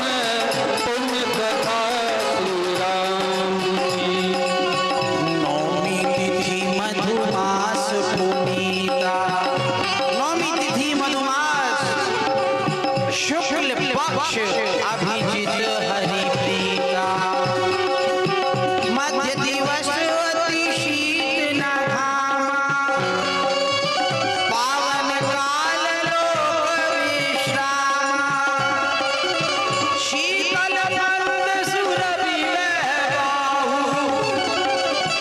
और हर्षित सुर संतन मन जाऊ, स्तुति करई नाथ मुनि देवा। पूरा आकाश स्तुति कर रहा है, सभी घिराए अयोध्या के आकाश मंडल पर, और बहु विधि लावई निज निज सेवा। आइए हम भी भगवान के अवतरण पर उन देवता गंधर्व सिद्ध चारणों के संग बैठकर स्तुति करें और भगवान के जन्म को किया जाए। रघुनंदन राघव राम हरे, सिया राम हरे, सिया राम हरे। रघुनंदन राघव राम हरे, सिया राम हरे, सिया राम हरे।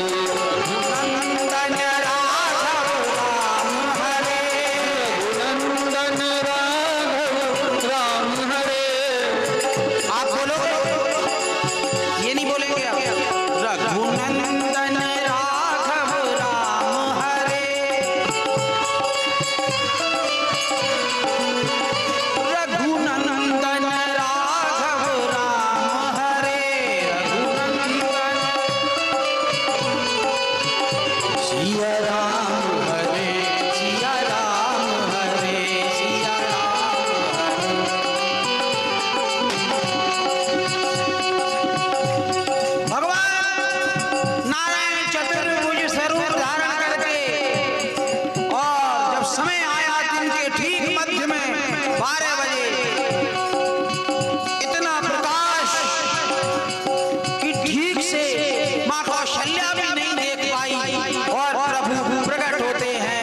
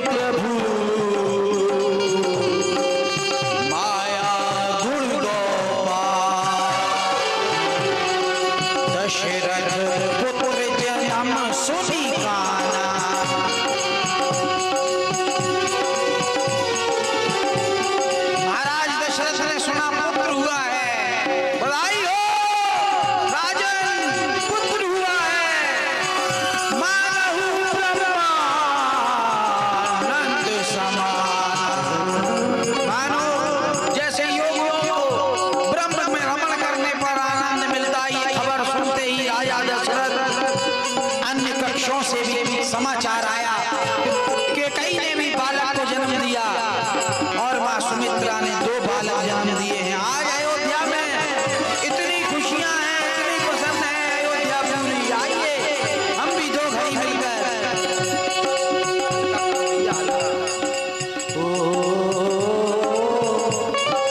आप सबको भी व्यासपीठ की ओर से श्री वृंदावन धाम के अंतर्गत बहुत बहुत राम जन्म की बधाई हो। ऐसे ही राम जन्म मनाते रहना, ठाकुर जी का जन्मोत्सव मनाते रहना पूरी साल भर, पूरी जीवन में ये घटना, ये दृश्य आत्मसात करके जाना, भूल ना जाना भाई।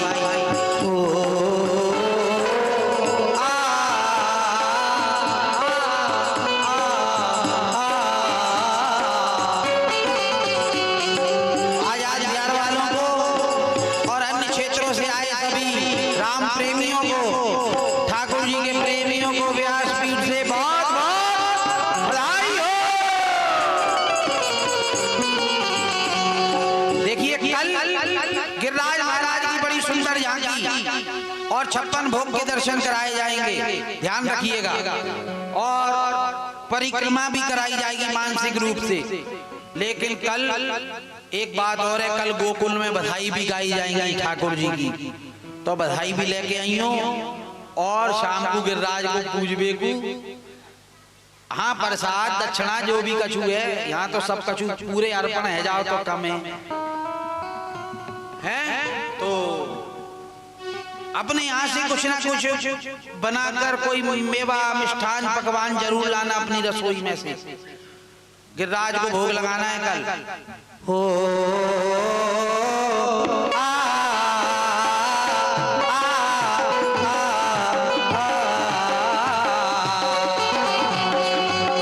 जन्म दिया हो, जन्म दिया मेरे रघुराई, अवधपुरी में बाहर आई। जन्म लिया मेरे रघुराई, अवधपुरी में बाहर आई।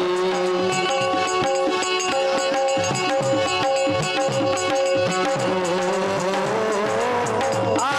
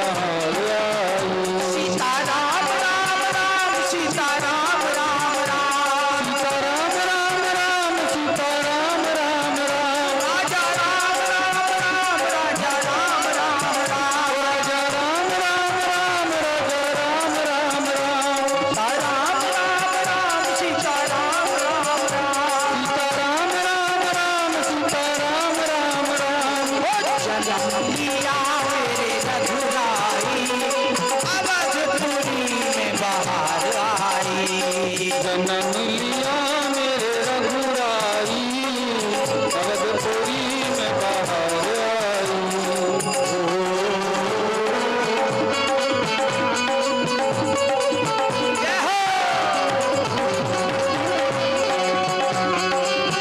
बड़ी दूर दूर से आए हैं, मैया बेदरा से आई है, बड़गांव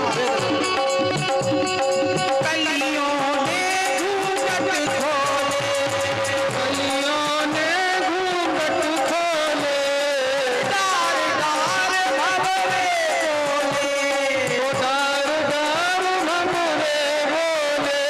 ये मैया कुम्हारों के भट्टा से आई है। दीपिका कुमार चारण भाई साहब बधाई दे रही है ठाकुर जी के जन्म की।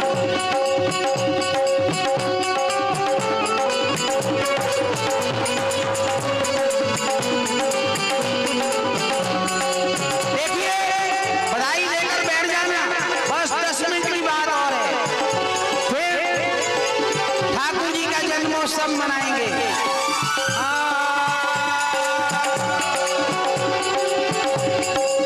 ओ राजा राम राम राम, राजा राम राम राम, राजा राम राम राम, राजा राम राम राम, सीता राम राम राम, सीता राम राम राम, सीता राम राम राम, सीता राम राम राम, हरे राम राम राम, राजा राम राम राम। हरे राम राम राम, राजा राम राम राम।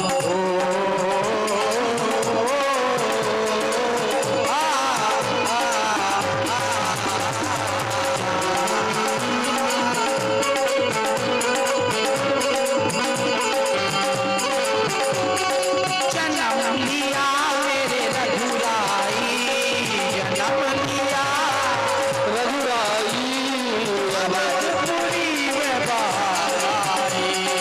जन्म लिया मेरे रघुराई, अवधपुरी में बाहर आई। कलियों ने घूंघट खोले, कलियों ने घूंघट खोले, डार डार भंवरे बोले, ओ डार डार भंवरे बोले। ऐसी खुशी है ये छाई, अवधपुरी में बाहर आई। जन्म लिया मेरे रघुराई, अवधपुरी में बाहर आई। बोलो राजा रामचंद्र भगवान की जय, भरत लाल की, शत्रुघ्न लाल की, लखन लाल की जय हो। बहुत बहुत बधाइयाँ। बैठ जाइए, आगे कथा लाओ भाई, खुश रहो, बैठ जाओ अपने अपने स्थान पर। आप सभी स्थान ग्रहण कीजिए, बस 5-10 मिनट और, उसके बाद कल की सूचना मैंने आपको दे दी है। कल गिरिराज की झांकी है, परिक्रमा है, और जैसे आज राम जन्म की बधाई, कल ठाकुर जी के जन्म की गोकुल में बधाई गाई जाएगी। तो बधाई लेके आई हूँ भैया।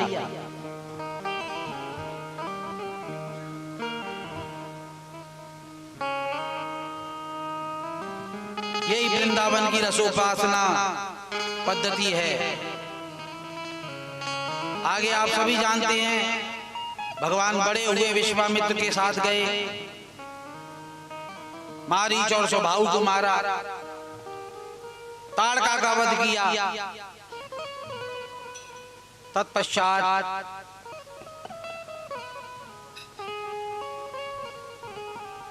जनकपुर से संदेश आया,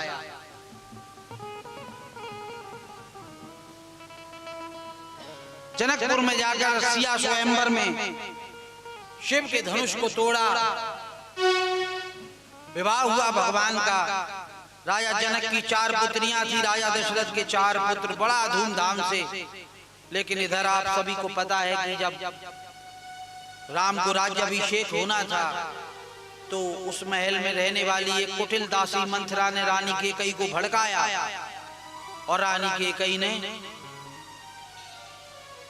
श्री राम के राज्याभिषेक की बजाय राजा दशरथ से अपने वर मांगे कि राम को 14 वर्ष का वनवास और भरत को राज तिलक। वनवास हुआ भगवान को।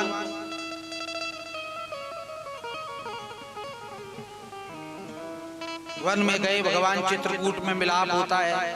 केवट उतारा, पंचवटी पर सूपन खा के नाक कान काटे। माता सिया का हरण हुआ रावण के द्वारा, बानर भालुओं के द्वारा। खोज की गई, हनुमान जी पता लगा कर आए।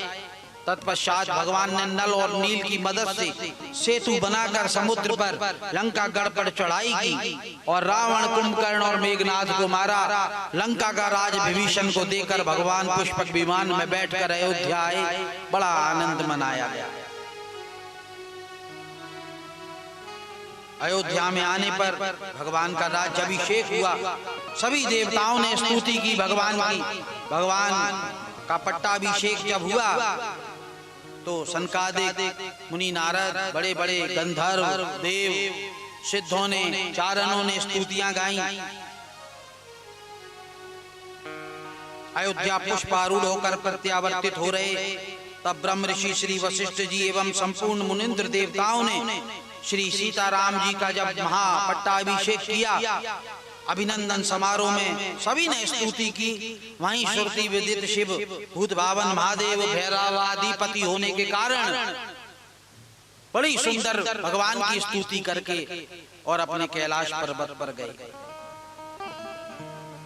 जय राम रामा रमणम शमनम भवताप भयाकुल पाहि जनम।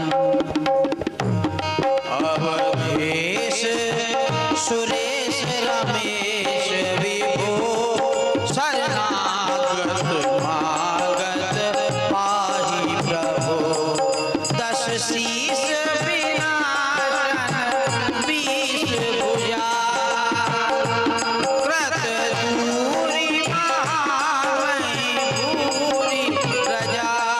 रजनी चरवृंद पतंग रहे सर्पावक तेज प्रचंड रहे। महिमंडल मंडन चारु तरफ रथ सायक चाप निसंग वरम। मद मोह महा ममता रजनी तम पुंज दिवाकर तेज हरि। मन जात की रात निपात किए मृग लोग भोग सलेन भये।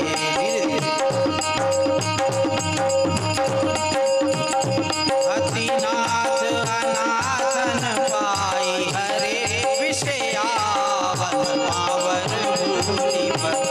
बहु लोग वियोगन लोग आए भव अग्नि राधर दे भये। भव सिंधु अगाध करे नरते पद पंकज प्रेम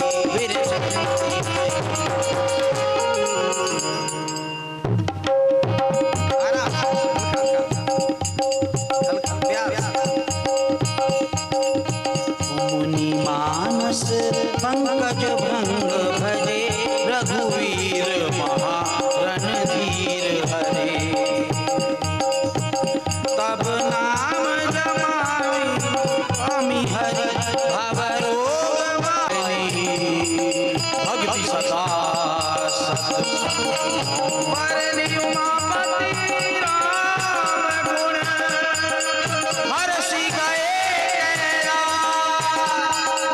तब प्रभु कपिन दिवाए सविविध सुख प्रतवा। 11,000 वर्ष तक राम ने अयोध्या पर राज्य किया।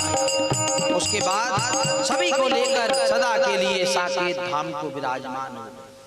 भगवान का पावन नाम लेकर तब से अब तक त्रेता से कलयुग तक करोड़ों प्राणी भवसागर से पार हो चुके हैं। ऐसा पवित्र नाम जो सभी दुष्टों को तारने वाला है। आइए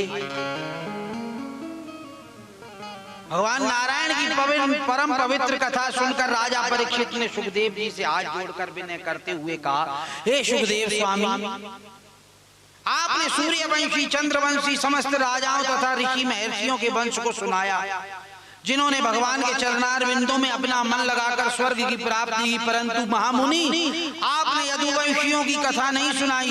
अतः आप उनकी कथा कृपा करके सुनाइए, जिनके उत्तम वंश में परब्रह्म परमेश्वर श्री कृष्ण चंद्र भगवान बलराम जी के साथ अवतार लेकर सुंदर चरित्र और पराक्रम युक्त लीलाएं करके अपने भक्तों को परम आनंद पहुंचाते हैं।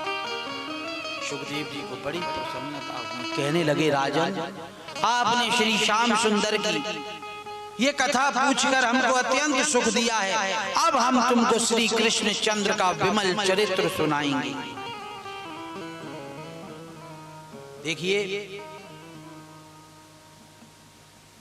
भगवान यदुवंशी के वंश में सूरसेन नाम का एक महाप्रतापी राजा हुआ।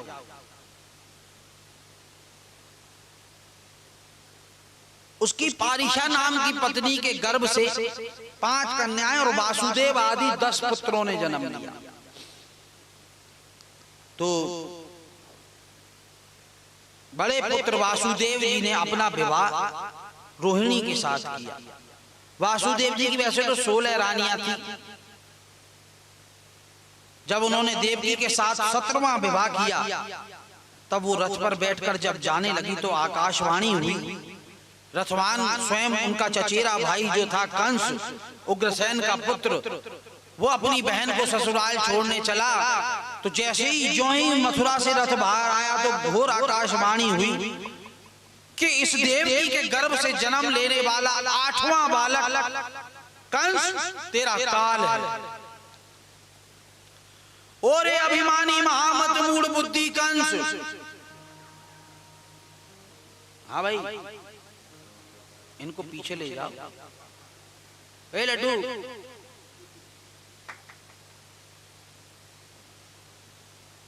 बेटा तुम पीछे खेले आओ, जाओ थोड़ी देर, फिर आ जाना और बैठ जाओ आराम से।